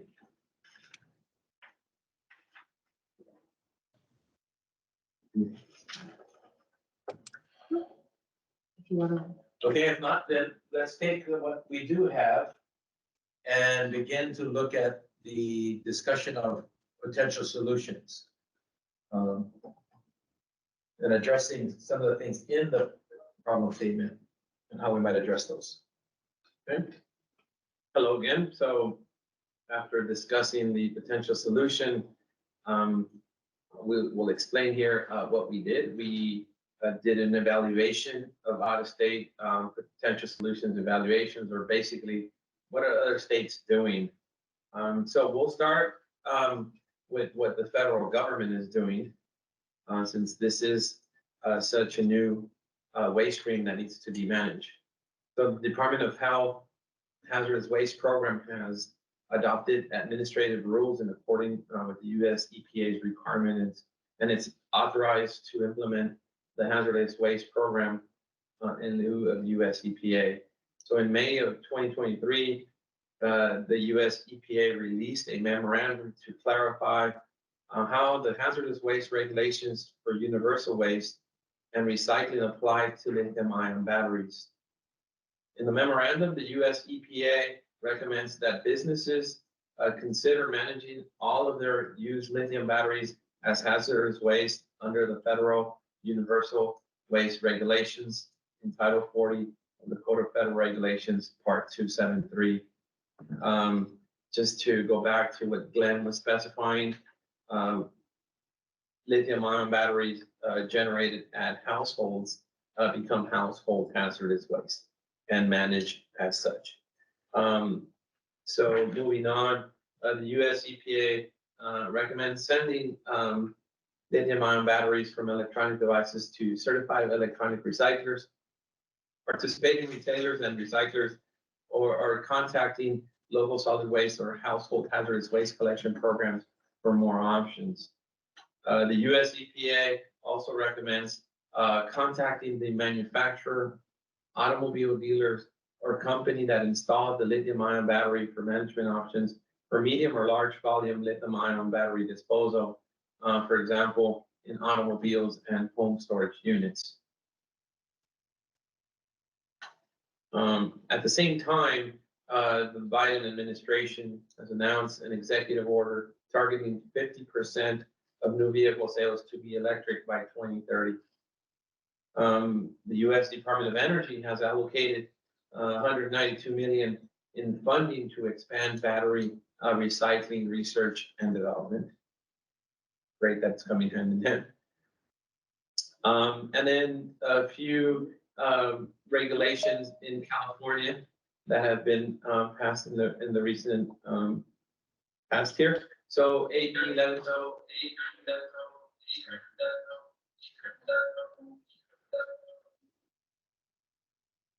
Sorry about that. So AB 1125 bans all household batteries from solid waste landfill disposal and requires retailers to take back rechargeable batteries for recycling at no cost to consumers. AB 2832, lithium-ion car battery recycling advice, formed the lithium car battery recycling advisory group to review and advise the legislator on policies pertaining to the recovery and recycling of lithium-ion vehicle batteries sold with motor vehicles in the state.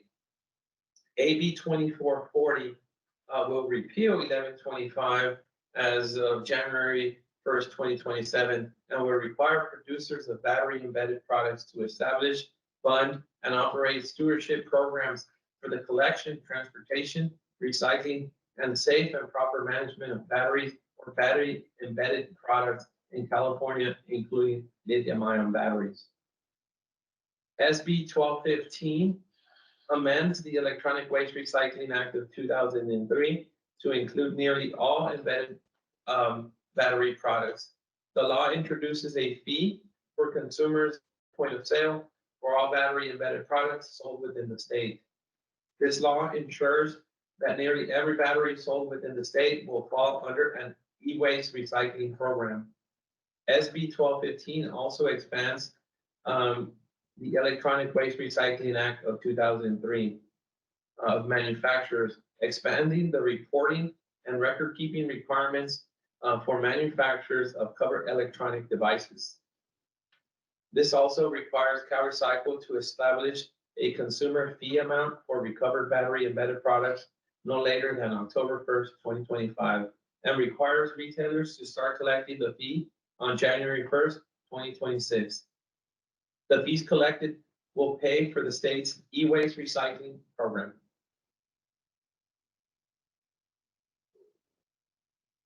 So a little bit on the programs.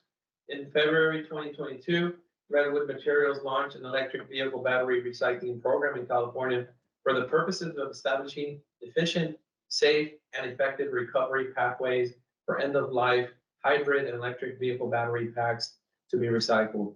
To date, approximately 1,200 end-of-life packs have been recovered, totaling approximately 500,000 pounds of material. Redwood Material safely packages, transports, and recycle all batteries at their facilities in neighboring northern Nevada. From the recovered metals, Redwood Materials produces high-quality battery materials that can be returned directly to U.S. battery cell manufacturers.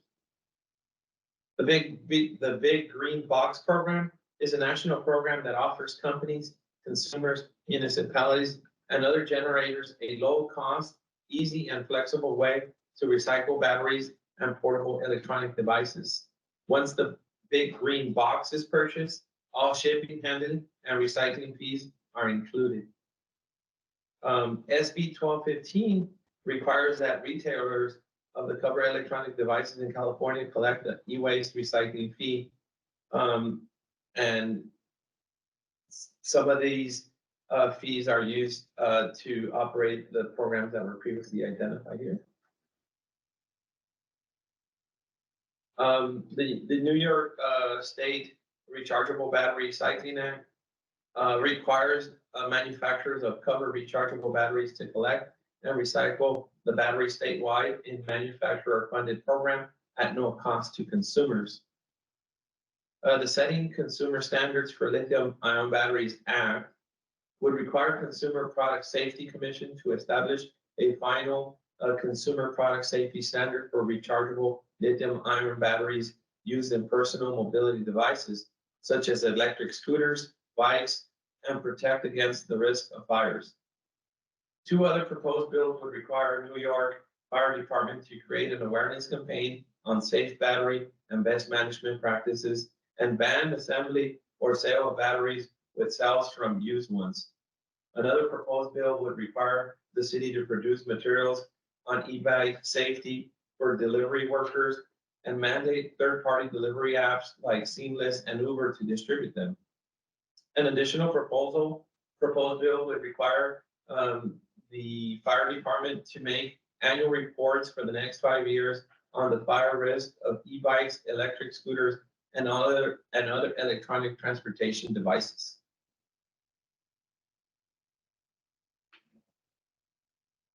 So as previously stated, some of these programs include the Uber plans to finance e-bike buyback program. The funding structure for this is some of the retailers will recycle lithium-ion batteries for free, while others may charge a fee, usually dependent on the type and quantity of batteries.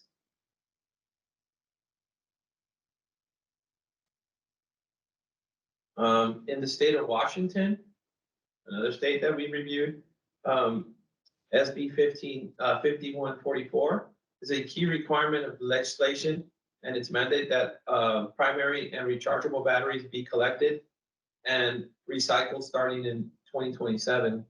SB 5144 also requires that the Washington Department of Ecology submit preliminary policy recommendations for the collection and management of electronic vehicle batteries.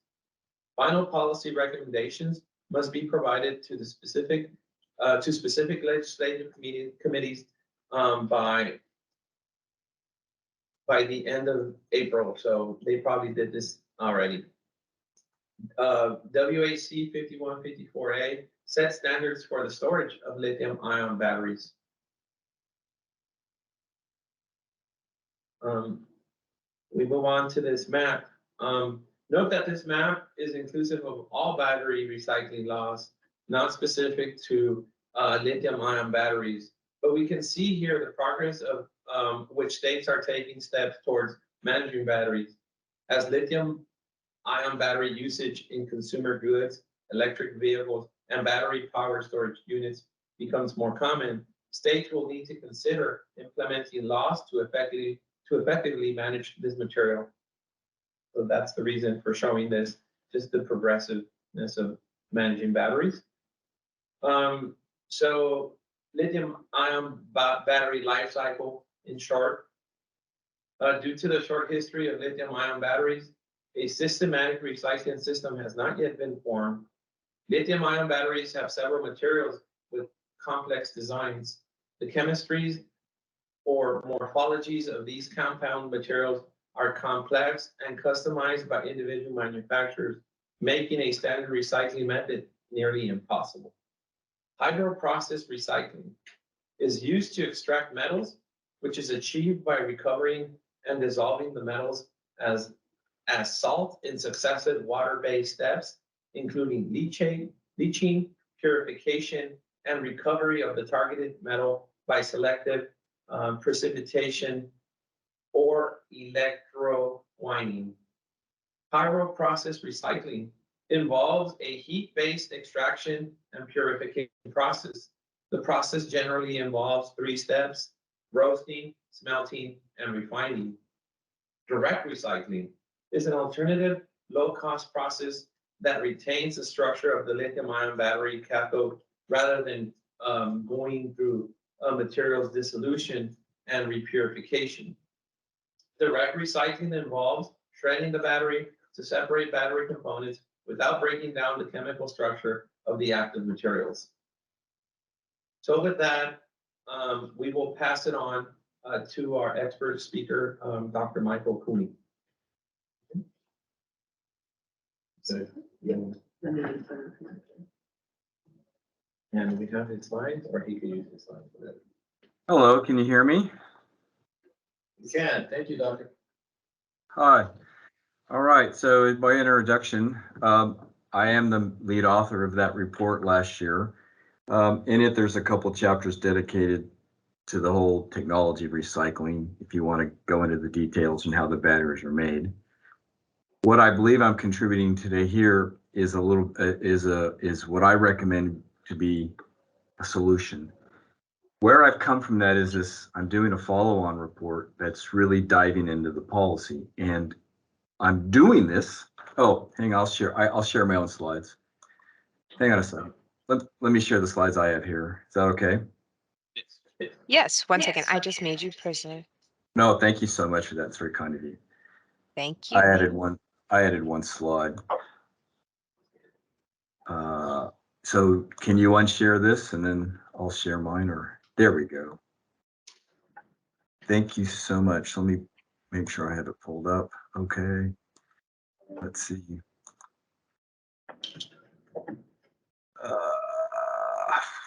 Where is it?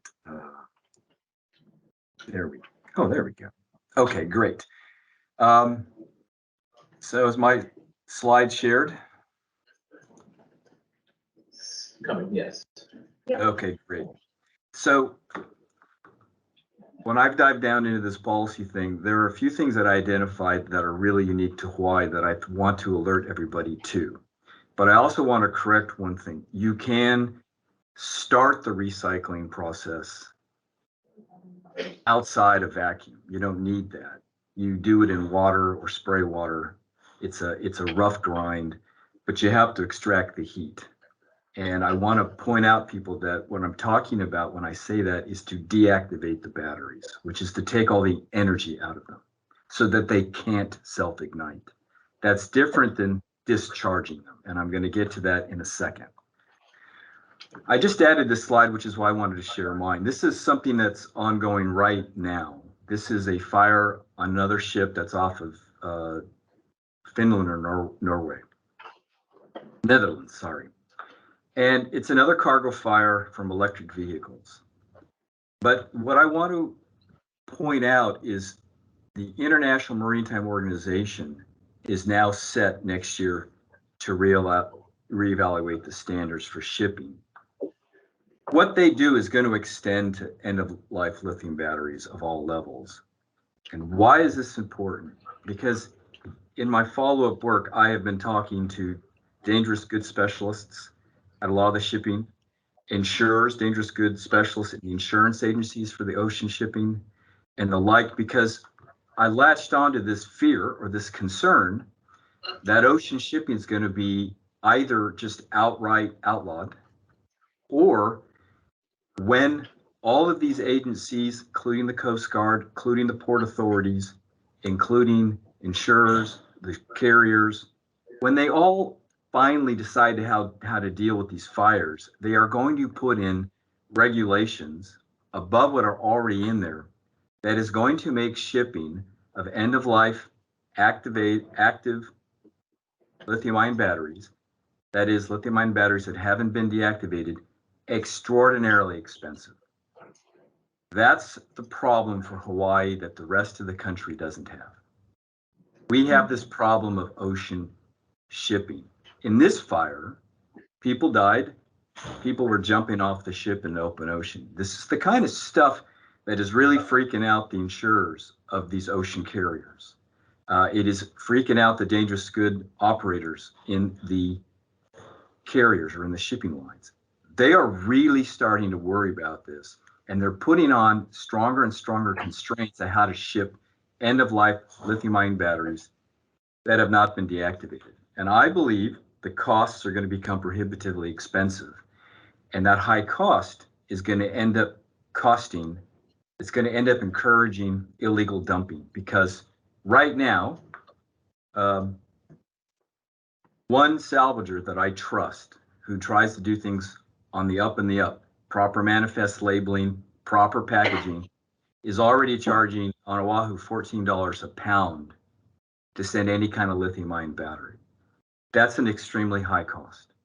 That kind of cost at end of life is going to stop people sending them to the mainland. That's just too much if you multiply it out for the weight of a given car battery. And that's somebody doing it on the up and the up. There's other ways that they're being shipped right now, far less expensively. These batteries are being labeled reusable, when in fact, a lot of times they're not. And while that's working, it'll work until there's a fire. And then all hell's going to break loose with the lawyers and all of that.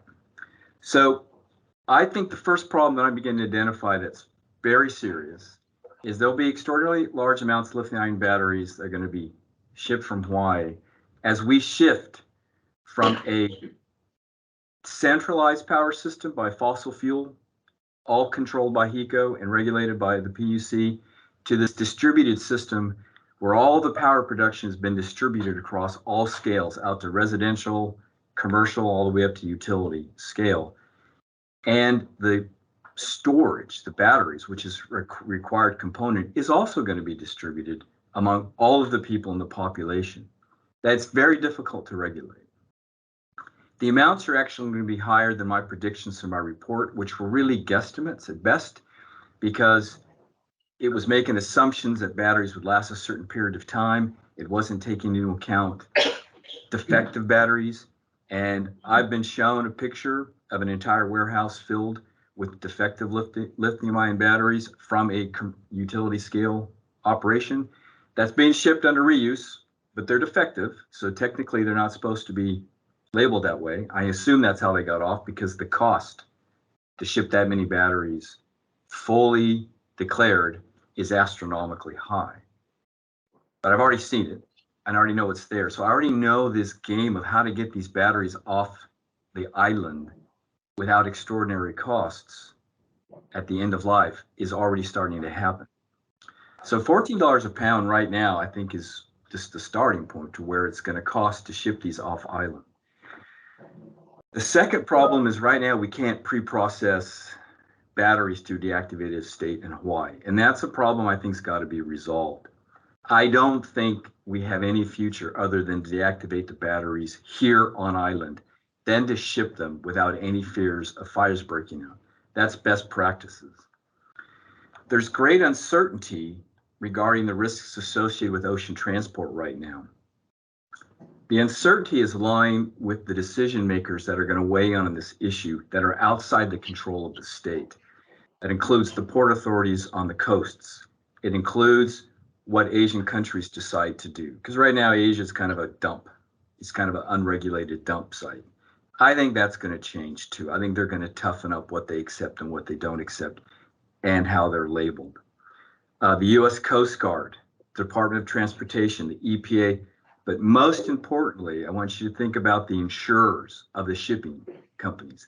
They're starting to step in on this, and it's almost always the insurers that make the rules because they decide what they will insure and what they won't.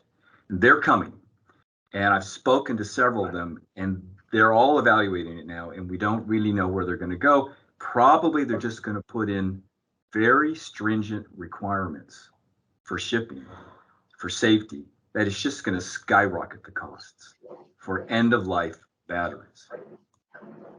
So what I think is the only viable solution now that I've come to thinking about this for a couple of years is you have all these, on the left, you have all these scales producing all of these kind of batteries. I want you to think about it. We're transitioning to a completely renewable power production system that's got to have storage. So we're going to have batteries from utility, commercial, residential, and consumer scale of all of these types. You got 1.4 million people on the island. Everybody's probably got 4 or 5 batteries. I have a whole bunch for my computer stacked out in my room over here. It's going to be a huge amount. And we're going to be in deep trouble if it gets to be too difficult to ship them. So I think we have to create a nonprofit stewardship program that is coupled with a national nonprofit stewardship program for battery recycling that allows us to deactivate the batteries on the island first before shipping. So basically you got island collection, we're going to have island land transport and storage. We have to store them before they get pre-processed. Then there's going to be a pre-processing center. Then you can ocean transport. Then you have the mainland transport and storage, and then you have the mainland recycling. All of these steps are going to cost money. There's no way out of this. They all cost. And I'll add to this a bit later, but I'd be a little worried about just assuming the manufacturers are going to pay for this. If they even go into the game of EPR because California forces them, they're just going to add the cost at the front of purchase on a consumer, which is okay. Maybe it slows down people consuming so much. The deactivation, you got a couple basic choices on 2 extremes. You can do a low-tech shredding plant that effectively deactivates the battery for shipping, but there's no recycling involved. But it shreds it and it extracts all the energy via heat transfer mechanisms. Then you can ship that shred to a recycling facility where it's reshredded and it's recycled. It goes through all of those hydrological, pyrological metal operations to where they're really producing a black mass, the aluminum and copper foils and the plastic streams. And then you get a black mass that has all the precious metals. This is all going to happen. These manufacturing plants are being developed. The crude shredding, it already goes on. It already exists. It's already proven technology, but it's low tech. You have to have scrubbers for the air release. You have to have water filtration because you're recycling water that's used, that goes through a cooling mechanism. So I grant you, it's difficult and it's problematic. We wouldn't like to do it, but I just say relative to what happens if the shipping costs go astronomically expensive or they stop shipping. And even if you think you can get some shipping done, what happens when cars in crashes? Because if everyone's driving an EV, there's cars getting totaled every day. What do you do with those? They're now fully damaged. Nobody wants to ship those. The cost is going to be astronomically expensive. You might think insurance is going to cover it. But once the insurance agency companies start realizing they got to pay these outrageous costs to ship total EV car batteries, maybe they're going to up the rates of insurance. So there's a lot of problems there. The second is a high-tech, high-spoke type plant in places like Li-Cycle or Redwood Materials. You can put a recycling facility here that's pre-designed, that's extremely high-tech, but it requires a huge mass load to go through it. You have to feed that beast a lot. So I don't recommend that. I recommend a lower tech. I think Coal2Recycle on the mainland is an excellent group we should try to partner with, who would come in and bring their national stewardship program, because they do it for all batteries and they're entering the lithium ion space and they've got quite a lot of expertise, and they could help us design one, and they can bring in, they have the contacts to these lower tech shredding plants and so forth. The key point is, I think deactivating batteries in Hawaii is going to be something we can't escape. That's my prediction. That's my belief. And it would introduce best practices in terms of the shipping, and it would alleviate all the fears or all the concerns we have about what's the shipping industry going, all the port authorities, everybody receiving these lithium-ion batteries, because nobody wants a ship on fire in their port. Nobody wants a bar exploding in the port. And so, and these spots are going through all of these underwriters. They're really thinking through all of these scenarios. 2 weeks ago in New Jersey, another ship went on fire. I'm relatively positive that it was lithium ions, because they had to flood the ship to put the fire out, and the ship almost sank. So it took them 4 days to put it out, but they had to close the port down for 4 days. And if that ship had flipped over, then all, heck would have broken loose. All of this stuff is happening in these agencies and insurers that we don't have any control. I think the stewardship program was going to have to pursue a full suite of revenue streams. I think it's a bit naive that we can just assume the manufacturers are going to pay for everything, because in Hawaii, we've got this big cost of shipping on top of it. So, but I think you should pursue EPR as far as California takes it. We should get revenue from there. If you go, and that's the manufacturers, but it's a cost add-on. Don't think they're going to pay for it. They're going to add the cost to the cars. They're going to add the cost to the Tesla Powerwalls before they come in. So this will be a bit of an inflationary push, because they're not going to pay for it. We will pay for it. It's just we pay for it when we purchase it, as opposed to the end of life. Retailers, they can do the cost add-on. Operators, that's like Sunrun that runs an entire suite of roofs around the islands. They can generally cover it out of their operating costs. And I've spoken to people there. That's how they prefer to do it. Government can do some fees, registration for cars, whatever you want to do.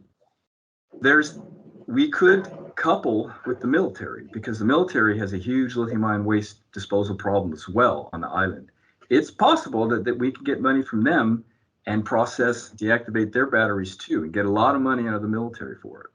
There's the refuse operators, which could put in tipping fees, installers, advanced disposal fee, and finally, the waste generators who pay the installer who takes it off their roof or takes it out of their house, takes it out of their car. You're going to charge like a core fee when you replace your lead acid battery. The actual way you work this out, I think the stewardship program should figure it out. I'm just saying that's the full suite of options that you have. So I make a couple points here. A well-funded stewardship program that offers the recycling of all lithium-ion batteries, all the scales, at no cost to the customer at the end of life, right? It's cost at the start, but not at the end of life.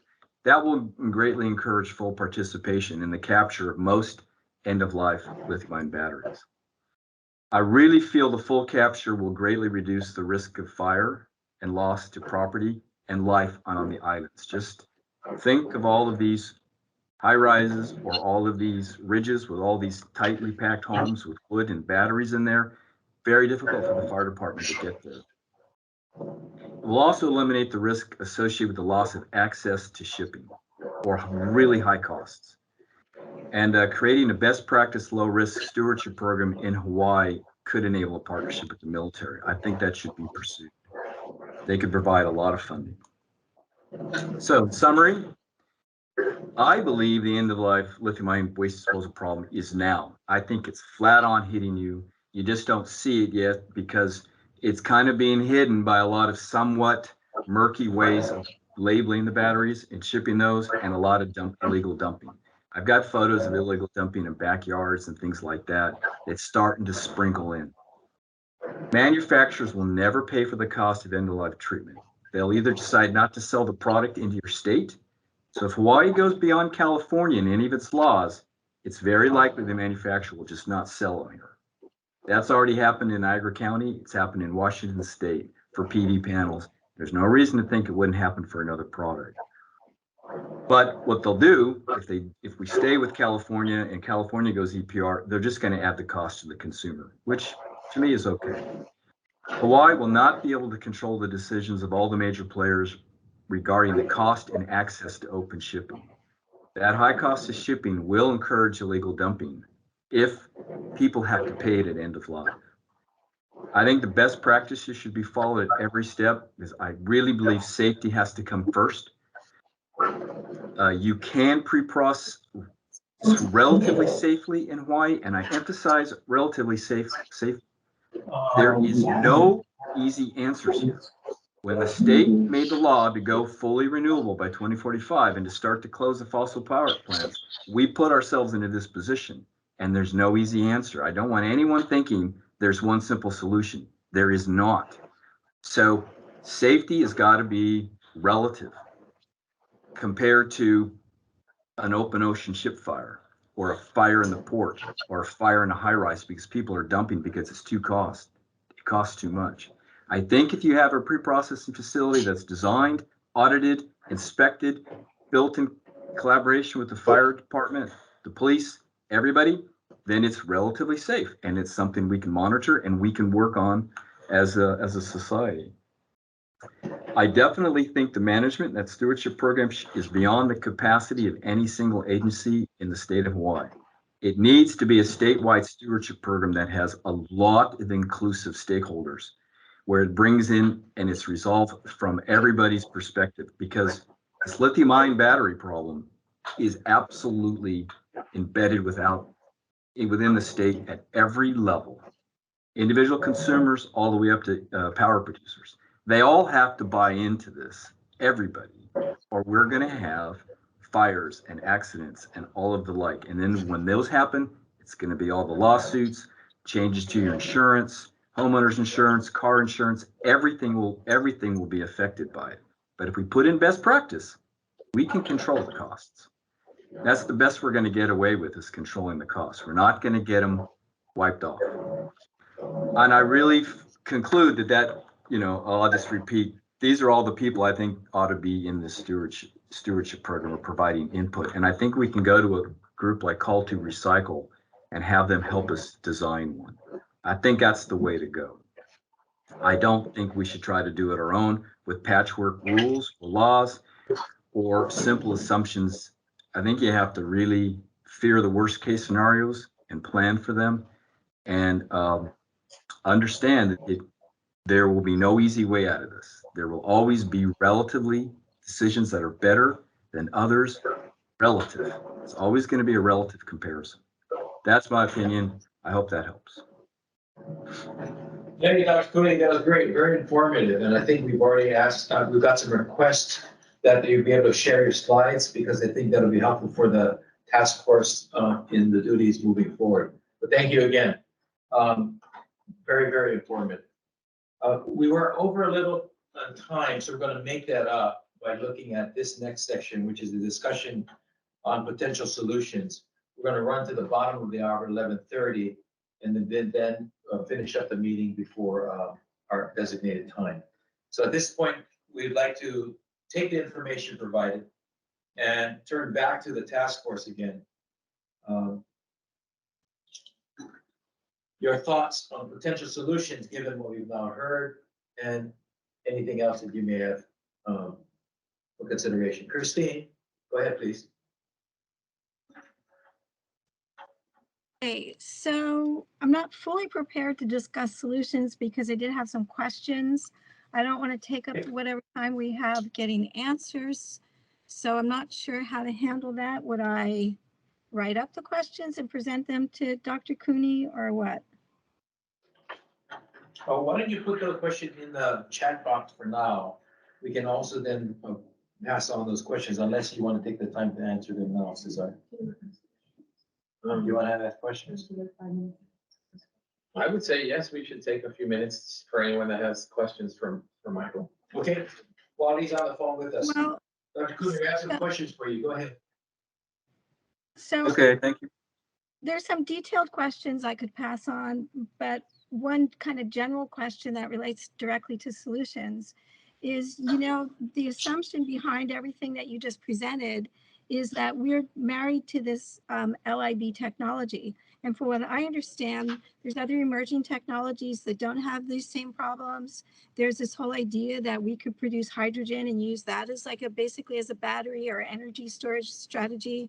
So I just wonder, when we look at solutions, maybe we're looking more in terms of something that's transitional to deal with the lithium ion batteries that we have now that have to be dealt with.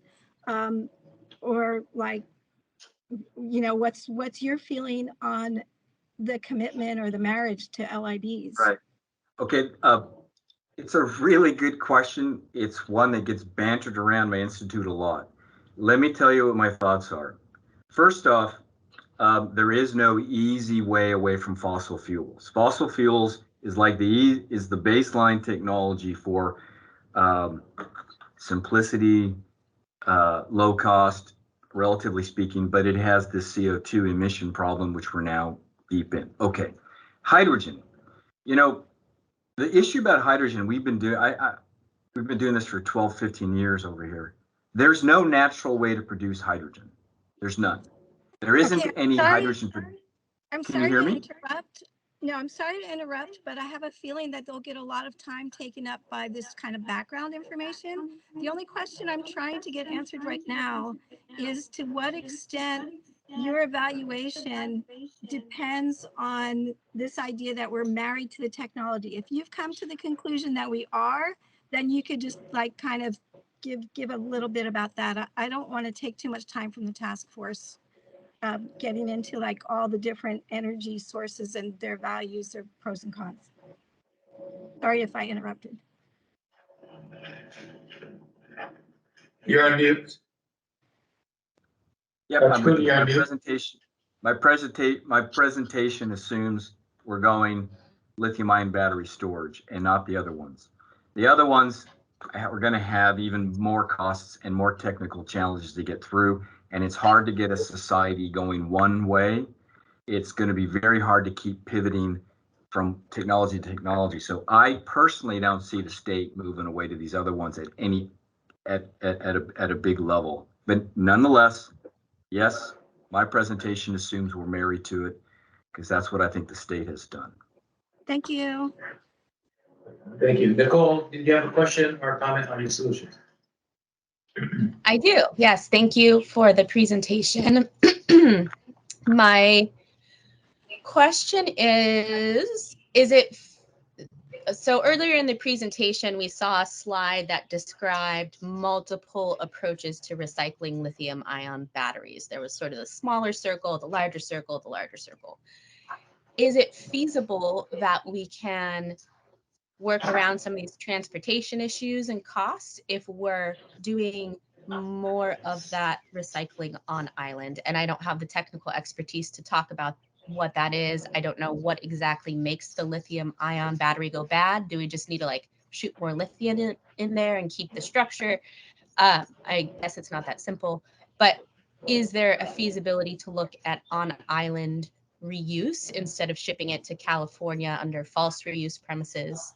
That's right. Part one. Yeah. So end of life means end of life. You got to recycle it. And the batteries will get there because of cycling and how they're charged and discharged. They break down.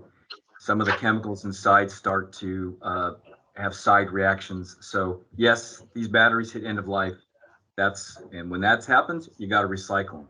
Your second question, there are very sophisticated recycling processes emerging that we could do on island, but they're very big chemical engineering operations that require a lot of capital investment. And most importantly, and these fit these little circles that Cesar was talking about, they require huge inputs. problem that we have is that we're small scale, and a lot of these technologies that would fit in those little loops, they require a ton of material per day coming in to get to the unit operations at scale that make them cheap enough, because they're all energy intensive. Sometimes they're chemical intensive.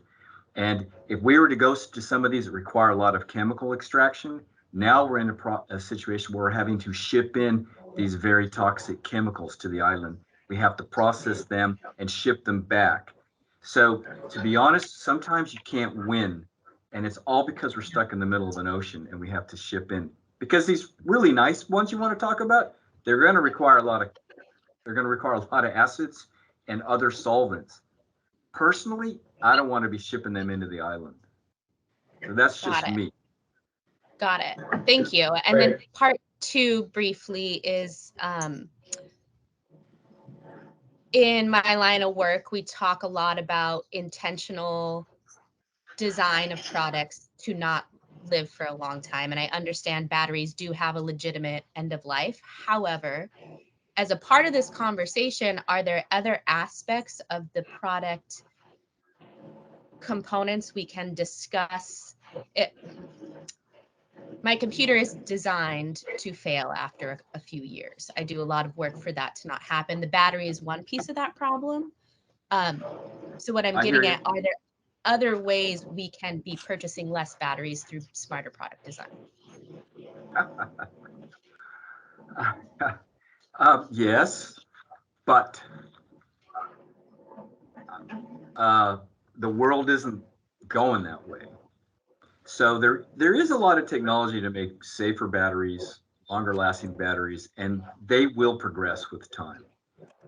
It's not going to be immediate. In the meantime, we have all these batteries flooding in and so forth. So exactly what you said is one of the reasons why I recommended a lower tech shredding process, because that lower tech shredding process can be applied to all other batteries as well. And it can be modified as the future progresses, as product design changes and all these changes come in.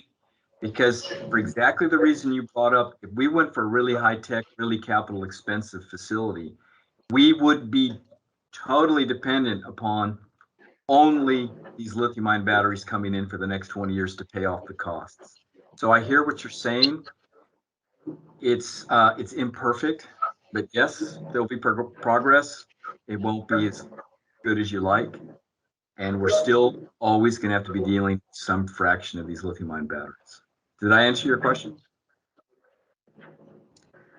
Yeah, more or less. I think I also don't want to suck up all the discussion time, but yes, you did it well enough. I'll talk to anybody offline. If you send me an email, I'll spend hours talking to you. I love to talk about it. Thank you for that, Dr. Cooney, and for the questions asked. Presuming that some of these questions do help in this next section, let's enter into the discussion of potential solutions and what those might be. And even if it has to be framed as a question, that might be helpful as well. But let's move into that section, please. Again, so opening the floor to our task force members, proposed potential solutions given what we've now heard.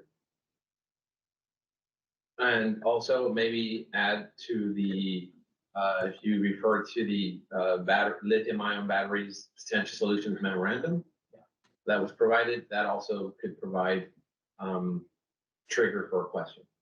Okay, thank you, Susan.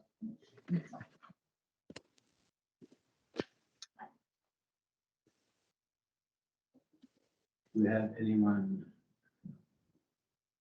Christine. Christine, go ahead. I kind of feel ashamed to just always pop up, but I wait to give other people a chance. I don't know. Anyway, here we go.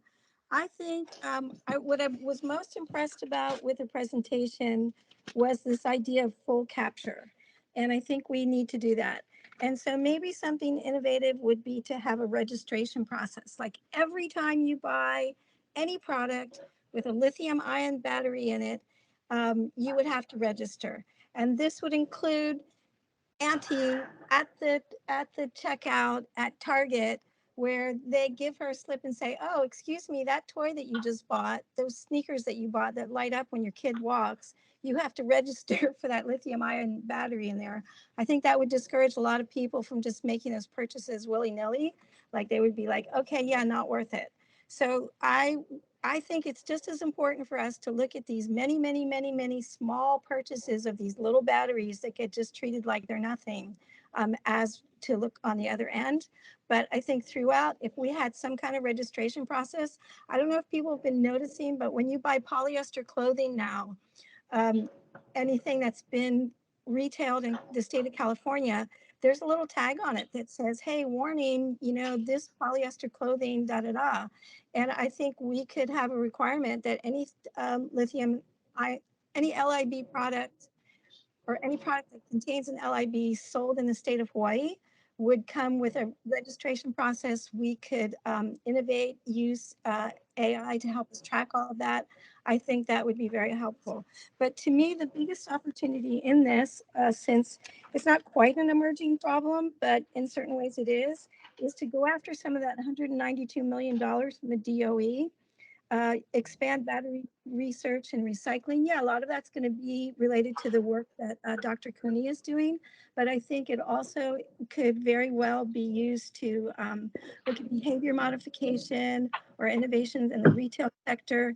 Like Recycle Hawaii, we're very active right now trying to get EPA funding around, you know, EPR or yeah, just kind of like community-based solutions. And so I think there's a real opportunity for us here in Hawaii to make a proposal to join with Dr. Cooney, to join with, you know, everybody here that's willing. There seems to be a lot of willingness, and put in a very nice application for some of that funding to come up with a full capture program that's effective in a lot of different ways. Great, thanks, Christine. So you actually provided two potential solutions. One is with the labeling. The other, of course, is the registration once you purchase, at the time of purchase. Michael, Dr. Cooney, you had a comment.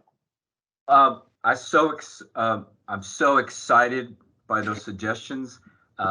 End of last year, I was running a course in environmental management plans, and we went over this whole little thing about end of life management. And that was some of the students were talking about that. What I want to point out is registration, and it has to go in a database, so it does have to be managed. There are personnel you have to hire. There has to be a data input. All that needs to be created. But the really exciting thing about it is that's the kind of thing that would be done in a stewardship program. It would be part of their job. And the stewardship program gets all this money, manufacturers, wherever they get the money from, they would put in an office where they would set this up. And all these really cool ideas, because yeah, if you register all the batteries, you can track them. Right now, we can't track anything, and that's a big problem. And it's a problem in Washington State with their laws. It's also a problem in California. Right now, they don't have any tracking mechanisms. So that's a wonderful suggestion, in my opinion. Thank you. Nicole, please. Yeah, also an opportunity for someone else to take the mic because I was just talking. Okay.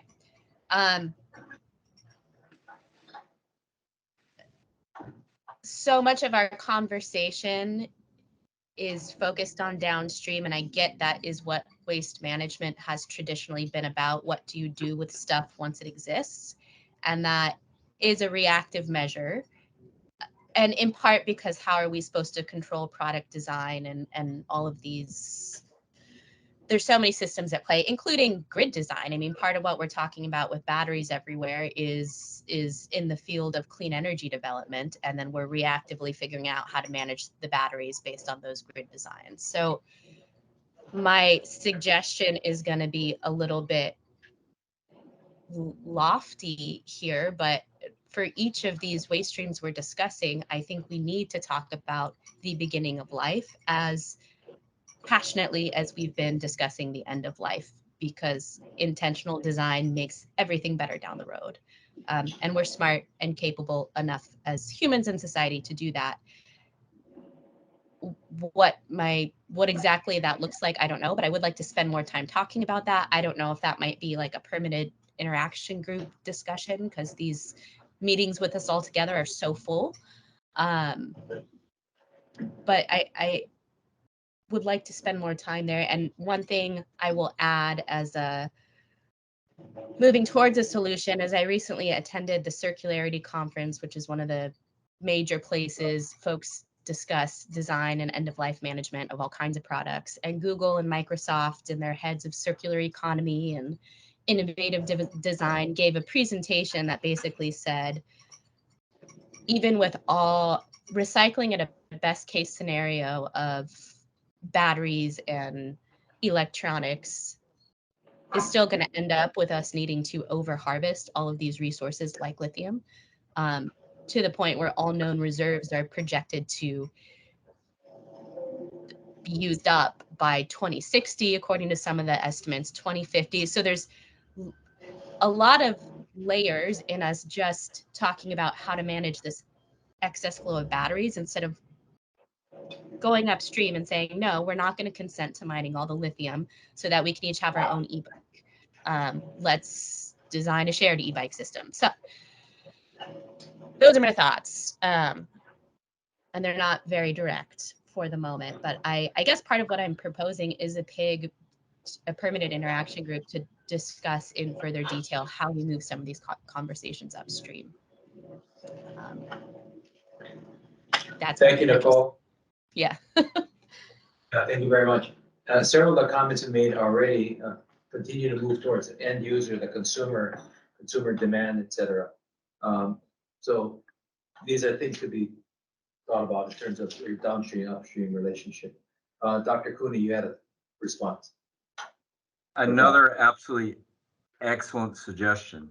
And I will add, when you have EPR, and we should pursue EPR, when manufacturers have to participate, even though they're adding the cost on, they still have to manage the money flow. It makes them aware of the fact, and it starts to give them a reason to start to modify their manufacturing to be even more recyclable down the road. So that's excellent. And at the other end, having a fee added to the cost of a product in the store where the person realizes they're paying more for this because it is one of these types of products may encourage people to stop buying them and going for alternative products. So you can, and this has been one thread that comes through some other national groups I'm in, is if you can kind of raise the price of products with these lithium ion, with batteries in general, but lithium ion for sure, relative to products that don't have the battery need, that's a way to kind of encourage consumers to do exactly what Nicole's suggesting. Just don't buy it. And then you don't have this problem in the first place. So excellent ideas. I'm 100% behind it. I think they can all be put into a good stewardship program that runs. That's just, so excellent. Excellent. Thank you very much. Probably on other members. Yeah, I was thinking about the low-cost shredding option, and it struck me that the counties have a lot of experience with procurement and contracting out, things like that. Things like shredding operations, MRFs, that include shredders. So getting a handle of the technology and what's needed, I could see an expansion of the county's battery recycling contract to include the low-cost shredding option. Another thought that I was struck by the need for an incentive program for the public to turn in batteries and dispose of them properly. We could call it a battery bounty. And that could even be something that could be written into one of these contracts where the counties and the state partner with vendors. For example, we partner closely with companies like Battery Bills, Best Buy, Home Depot, to try to develop these programs and then encourage through public outreach for the public to dispose of their batteries properly. And a lot of these problems and issues that we're facing could potentially be solved on the contracting side and coming up with a project. The counties guarantee the cost of the facility and the operation and all the equipment, and then also guarantees reimbursement of O&M costs. Okay, thank you. In the room, Mike, do you? Yeah, I just have a real quick question for Dr. Cooney, just for clarification. When we're talking about, or at your suggestion of establishing a shredding facility, it's not centralized, right? We're not talking about one shredding facility on Oahu and all the existing end of life lithium-ion batteries get shipped from the neighbor islands to Oahu to be shredded. Are you thinking that there would be essentially a shredder on each island? Michael, that's a really good question. In about a week, I'm trying to set up a meeting between Eric Fredrickson from Call to Recycle, who's recommending certain shredder operations and the companies, with Mark Glick at the Hawaii State Energy Office and a few others to discuss exactly that question. It always comes down to whatever technology you're buying, what's the minimum scale it can operate at to be cost effective? And I don't have that knowledge exactly yet. So perhaps worst case scenario, you set up a barge system to where the batteries are barged into a central facility in Oahu, and then you barge it. And then once you've deactivated them, you can ship them to the mainland on barges, which really reduces the shipping even more. Is it possible to have smaller shredders? If it's possible, I would go for it. And so I'm going to ask, and I'm going to pursue those questions for you. If you would like to, and anyone else would like to join that discussion, let me know, and I'll try to get you, and I'll just organize it, because it would probably be better to have it decentralized across the islands. I just can't answer the question of scale of the facility yet. I'm sorry I only answered it halfway, but I feel like I'm going with you. Thank you, Dr. Cooney. I guess the question would be on the sunshine requirements on who and when meetings can be held. With that in mind, I don't think we want to lose sight of the question, the proposal made earlier about a smaller group. So maybe at this time, we could ask the task force whether or not you'd like to actually vote on creating a permitted interaction group. We don't have to set the time and or duration, but whether that would be something you'd like to actually do so that you can have these deeper conversations. And we have Luke who wants to speak as well. Okay, Luke, hang on, we'll be right with you. So task force members, would this be a good time? Since you'd already do that? Sure. Okay. So the question is whether or not you'd like to create a permitted interaction group so you can have these conversations within the confines of the requirements. So I'm going to do a roll call vote, yes or yea or nay, starting with Ahmad. Yes, I'm in favor. Thank you. Allison? You still with us? Yes, sorry, yes. Okay. Dominic, I'm not sure you're still here. Okay, Glenn? Yes. Thank you. Joe wasn't here earlier, but Joe, have you joined us? Christine? So I have a question. Is this like specific to the battery deal or the tire deal, or is it Nicole's suggestion that we're going to be team upstream?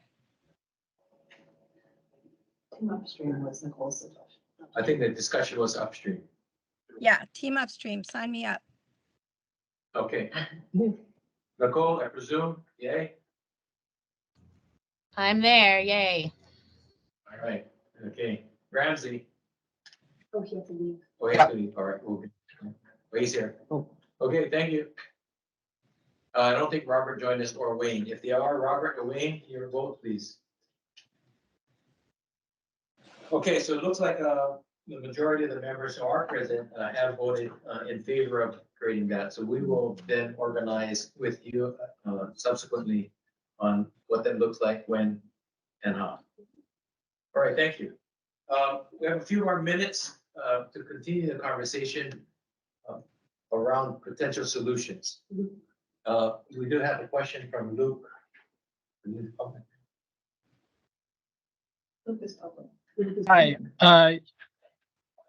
Luke Miller, Hawaii State Energy Office. I just wanted to make one quick comment that I think a great starting point might be to quantify some of the damages associated with lithium ion battery fires as they're occurring, because it might aid in showing how much damage we could avoid.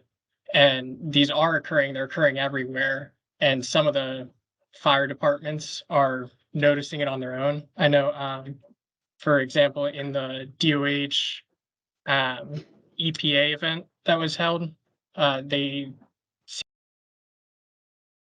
Diego police chief said they have been paying $2 million a year to damages to their waste trucks. So there is a lot of damage. It is occurring, and if we could start quantifying it, it might help, motivating farther policy. Great, thank you, Luke. So actually, Luke has helped us in terms of segueing into the next section, which would be opening for public comment. But before we do that, I want to make sure that each task force member has presented their thoughts or their proposals for potential solutions. Okay, hearing none, then we'll move forward. And if you do, please raise your hand. Thank you, Luke, for starting this off. We'd like to give any public members or members not on the task force who are attending the meeting virtually, if you have any questions or comments that you'd like to make at this time, we have a few minutes to hear those from you. So, Luke, thank you again. Is there anyone else on the line that would like to provide us with a thought?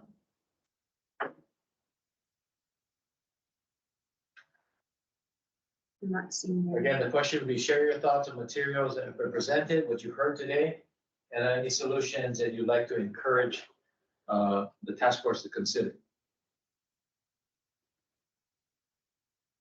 Not seeing. Oh, Elizabeth Galvez. Elizabeth, thank you for joining us. Your thoughts, please. Thank you very much. Good morning. My name is Liz Galvez, and I am also with Department of Health, but I am with the Office of Hazard Evaluation and Emergency Response.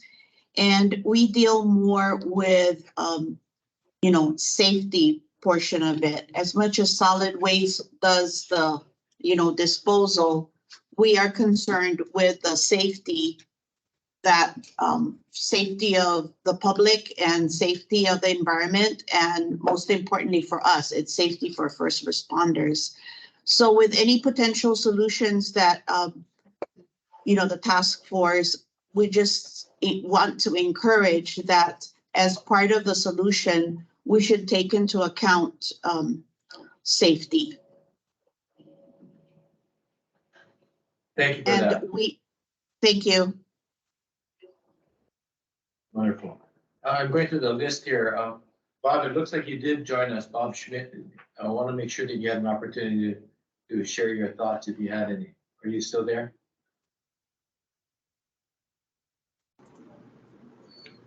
Yeah, I'm here. I mean, the thoughts have been varied, and I think everything that I thought of have been covered. So, okay, I have nothing more to add. Very good. Just want to make sure we didn't overlook anything. Again, inviting any other questions or solutions you'd like to have the task force consider. I have a question. This is Nicole. I know. When we're making municipal or state scale infrastructure changes, for example, moving from a decentralized electrical grid, or from a centralized one to a more decentralized one, are there interagency discussions that happen? For example, would Luke, the Hawaii State Energy Office, reach out to Department of Health, Solid and Hazardous Waste Branch to get feedback on strategy? Do those sorts of cross pollinations happen currently? Good question. Sorry, could you repeat that? Yeah, how are multiple state agencies collaborating around your respective areas of focus? So for example, the issue with lithium ion batteries is much of it is coming from a change in our energy grid, right? In addition to products, but focusing on the energy grid, is there consultation that happens around the multiple implications of what we're changing? So as we move towards battery storage, is anybody from the state energy office reaching out to the solid waste branch and asking, hey, what are the implications from a waste management perspective here? I would love to see that happening more. I think I've worked with, the state energy office has worked with Dr. Cooney previously on his first report, and I think that's really been the primary way so far that we have been reaching out and making those contacts. But I do think that there is definitely potential to increase that collaboration. Cool, thank you. Dr. Cooney, you'd like to respond? I want to reinforce Nicole's suggestion, which I think needs to happen. And it's, and we certainly, when we first did the report, the Department of Health and the Environmental State Energy Office, they met with me every month, and it was a truly collaborative report, and they all helped quite a lot. But I think a stewardship program would be a great avenue to bring everybody in. And because I think it has to happen. I think what Nicole said has to happen because this has such a safety consideration. If it was just tires, maybe not, but the implications of risks to first responders, to people living in homes or large condos, I think personally is sufficiently real that we really do need to have all that crosstalk. And I think designing a stewardship program with everybody involved would really get at what Nicole said. So I back up her suggestion 100%. Great, thank you. I'd also like to take a moment, if you haven't already, Dr. Cooney, there was a comment in our chat suggesting or asking your assistance in creating procedures for managing pollutants. So if you get a chance to take a look at that, maybe you can respond at a later date. Any other thoughts from our group today? We're in the public comment section, sharing your thoughts and materials presented, as well as what solutions you'd like to encourage. Dr. Cooney, would you be okay by putting your email in the chat? Oh, absolutely. And I'm trying, it was Christine Kubar is what you're talking about, right? For managing the pollutants. Christine asked a question earlier. Christine, just please email me and then we'll chat. Okay. Please. The kind of questions I'd love to. Can we get your email? Yes, it's mcooney, MCOONEY. Oh, I got to put it in the chats. Sorry, type it. Please. Yeah, this is what happens when you raise kids. You really become stupid on simple stuff. Not that I regret being a parent. I seem to have gotten dumber with age. Okay, there you go. I love my kids. While he's doing that, Nicole, you have something else to add, please. Yeah, I had a question about process. So one of the other environmental advocacy seats, which is reserved for Sierra Club, I don't think there's been a representative attending, and I'm wondering if Sierra Club is indeed not interested in filling that seat, is there a process by which we could have a similar type of organization engage? Thank you, Nicole. I think we did have someone represented last time, and yeah, not at this. That's correct. Okay. Kimo Frankel was in our first meeting, and he was proxying for Wayne Tanaka of the Sierra Club. So okay. I based on his engagement in the first meeting, I would think that they're continuing on, and we can, as the organizers of this meeting, we can check in and make sure that that they're receiving all the notices and just double checking if they can make future meetings too. Got it. And broadly speaking, if they were not interested, is there a process by which that seat is replaced, or does it just remain vacant? Well, that's a great question. Can we follow up and get back to you on that? For sure. Okay, thank you. Thank you. Okay, well, I want to thank everybody. I mean, we managed to actually get back on time. So I'd like to turn to Cesar at this point, unless there are any other burning questions or comments that we need to put up. To take us through a meeting summary of what you heard, what you thought has been said, and then maybe lead us into our next steps. Yeah, thank you. What I've heard here is a need for product stewardship, followed by a need for a facility to assist in the essentially pre-processing of materials to then be sent to a recycling facility, avoiding or removing potential hazards of fire and associated insurance costs. So those are the primary solutions that I heard individuals gravitate to. There is also a need for education and outreach at all levels, not only at the waste management of these products, but also throughout the life cycle. And this is related to the associated fires with some of these products, although not a waste management issue, but still an issue that should be managed since, at least further discussion should come on that topic through these meetings. Maybe this is not the venue or where we're discussing waste, but still education and outreach opportunities for this material type is needed at the various levels, and specifically to avoid those fires.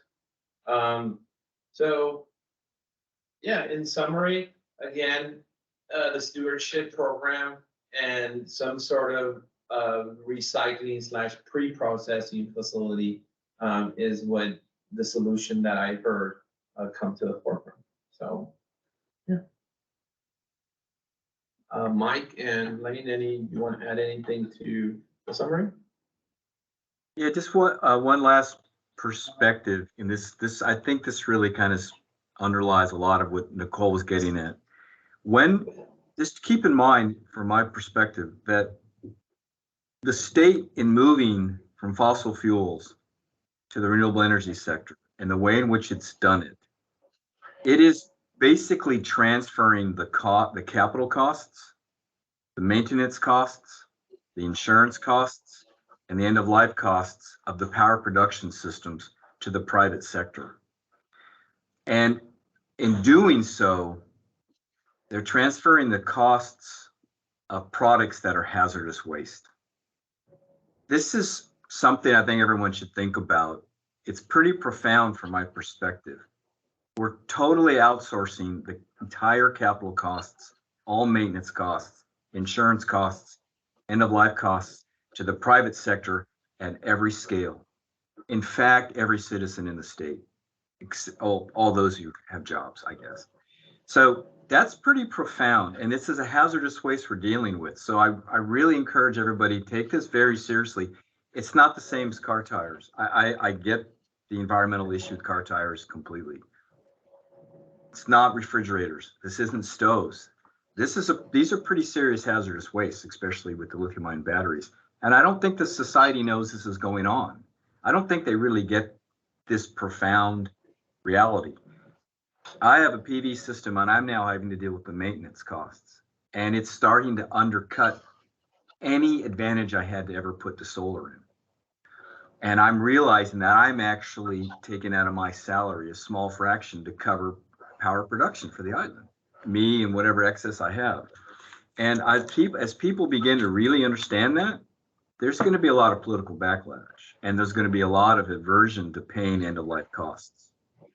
So the social component, the political component from that perspective, I think is very important as a motivating factor to realize this is actually far more serious than we might have thought to begin with. Just my final thoughts. Thanks, Dr. Cody. Just an observation, what I've heard both in the first and second section today is the spectrum of accountability, where that lands, and who's responsible for it. On the spectrum of incentivizing best practices that take into consideration the concerns, and or disincentivizing consumers from partaking in the marketplace in the absence of those best practices. So I see that that's a kind of wide spectrum that the Cesar, your summary might actually include. Now, those are the big subjects. Regardless of whether it's tires or something else, you're asking manufacturers to do something better and the consumer to enforce that through demand and or its usage. Education, supporting both ends of the spectrum. So I think those are three big areas that kind of came up today that I'm hearing. Are there any other thoughts other than what our next steps would be? Next meeting. We have set the dates for our next two meetings. And I'll just mention them real quick. Thank you. And we'll follow up with emails, but our next meeting is set for September 28th.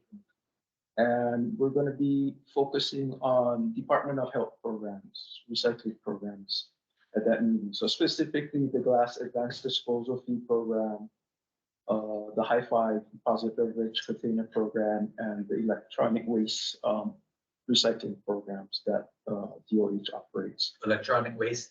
Yes. And then next meeting after that, so meeting number 4, we have set for October 26th. And the subject matter of that one will be organics. So covering green waste, food waste, sewage sludge, so will be part of that. So, but we will be following up with emails to everyone, to task force and our keep informed list, so everyone can put those dates on their calendars. Meeting times and agendas have yet to be set, so but we'll send those out as there are finalized. Thank you. So then in the interest of continuity, can we assume that the next meeting will be like this, the wrap up of this conversation?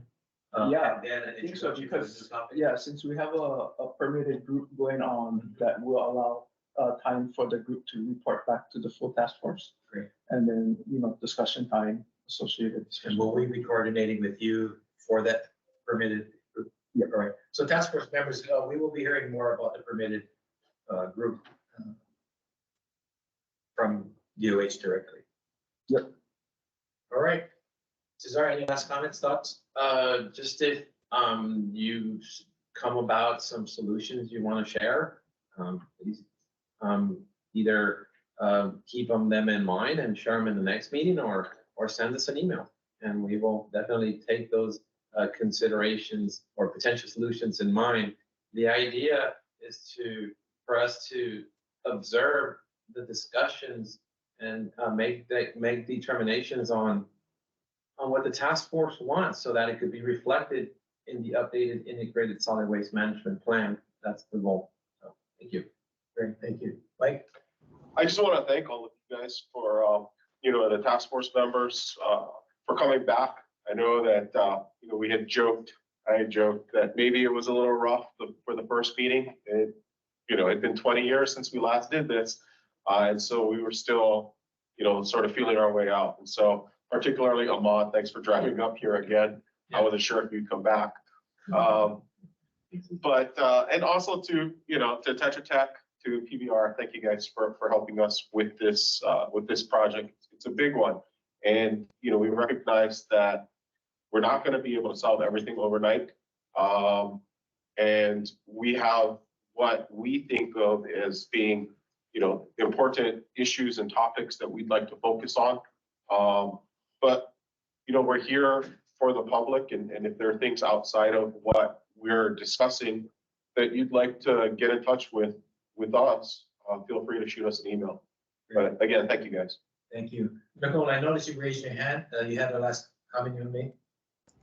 Yeah, another process question. I had recommended that perhaps when we're discussing solutions, we have some sort of matrix of in what categories do these solutions have the most positive impact, climate change, ecotoxicity, et cetera. So I just wanted to make sure that that was included in our wrap-up comments. Or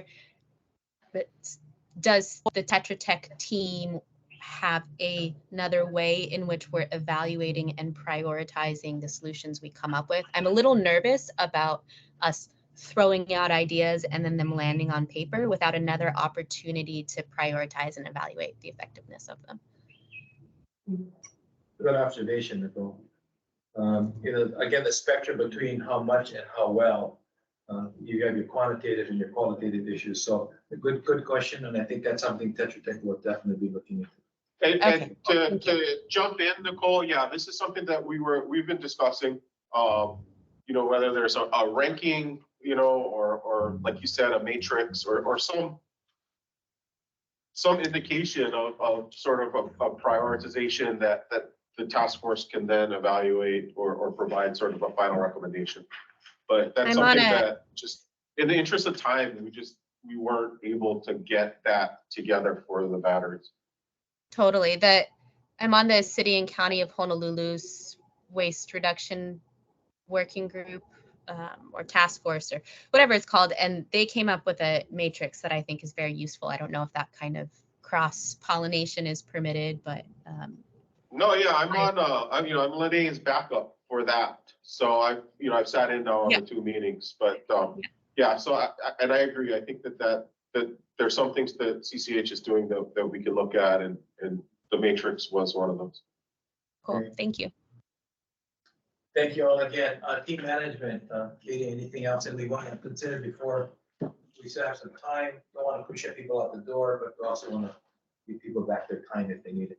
Yeah, no, I had noted Nicole's suggestion for the matrix in our notes. And then on my to-do list is to follow up on your question, Nicole, about task force membership. Let's see, I had a few other things bolded on my notes as follow-up items.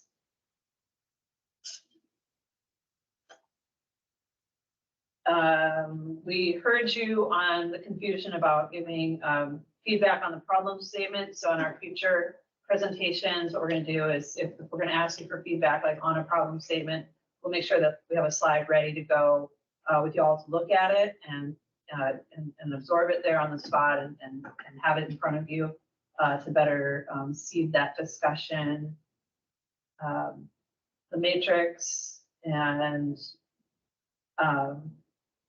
Ramsey, in our very early part of our day this morning, had asked Department of Health to kind of just look into and consider the daily cover idea as like a pilot type program, and just to look into that maybe a little bit further. So I just noted that question request was made of the UH team, and those were the high level, the kind of to-do items that I had identified while taking notes of your folks' conversation today. So thanks, everybody. In the event someone wakes up with a bad dream tonight or remembers something they should have asked, is there some place that they can send a question to us or a thought? I think the preferred channel of communication is through Lane, and then Lane can pass information to Cesar and the Tetra Tech team or PBR in support. Yeah, so I think if you guys have any follow-up ideas, bad dreams or good dreams, solutions, or questions, I think the best route is to feed it through Lane so that we have a clear communication channel outside of this meeting. Great. Unless there's any other comments from the team here online? As always, a recording will be posted online. So if you want to review that again, And then I believe slides will be posted as well, which includes Dr. Cooney's slides. Thank you all. Dr. Cooney, thank you for joining us today and for all of your insights. That's very helpful. Caesar, I sent you my slides, so. Thank you. Appreciate it. Okay, until next time, be well, stay safe. Mahalo nui. Aloha. Thank you. Aloha. Thank you. Thank you. Thank you. Thank you.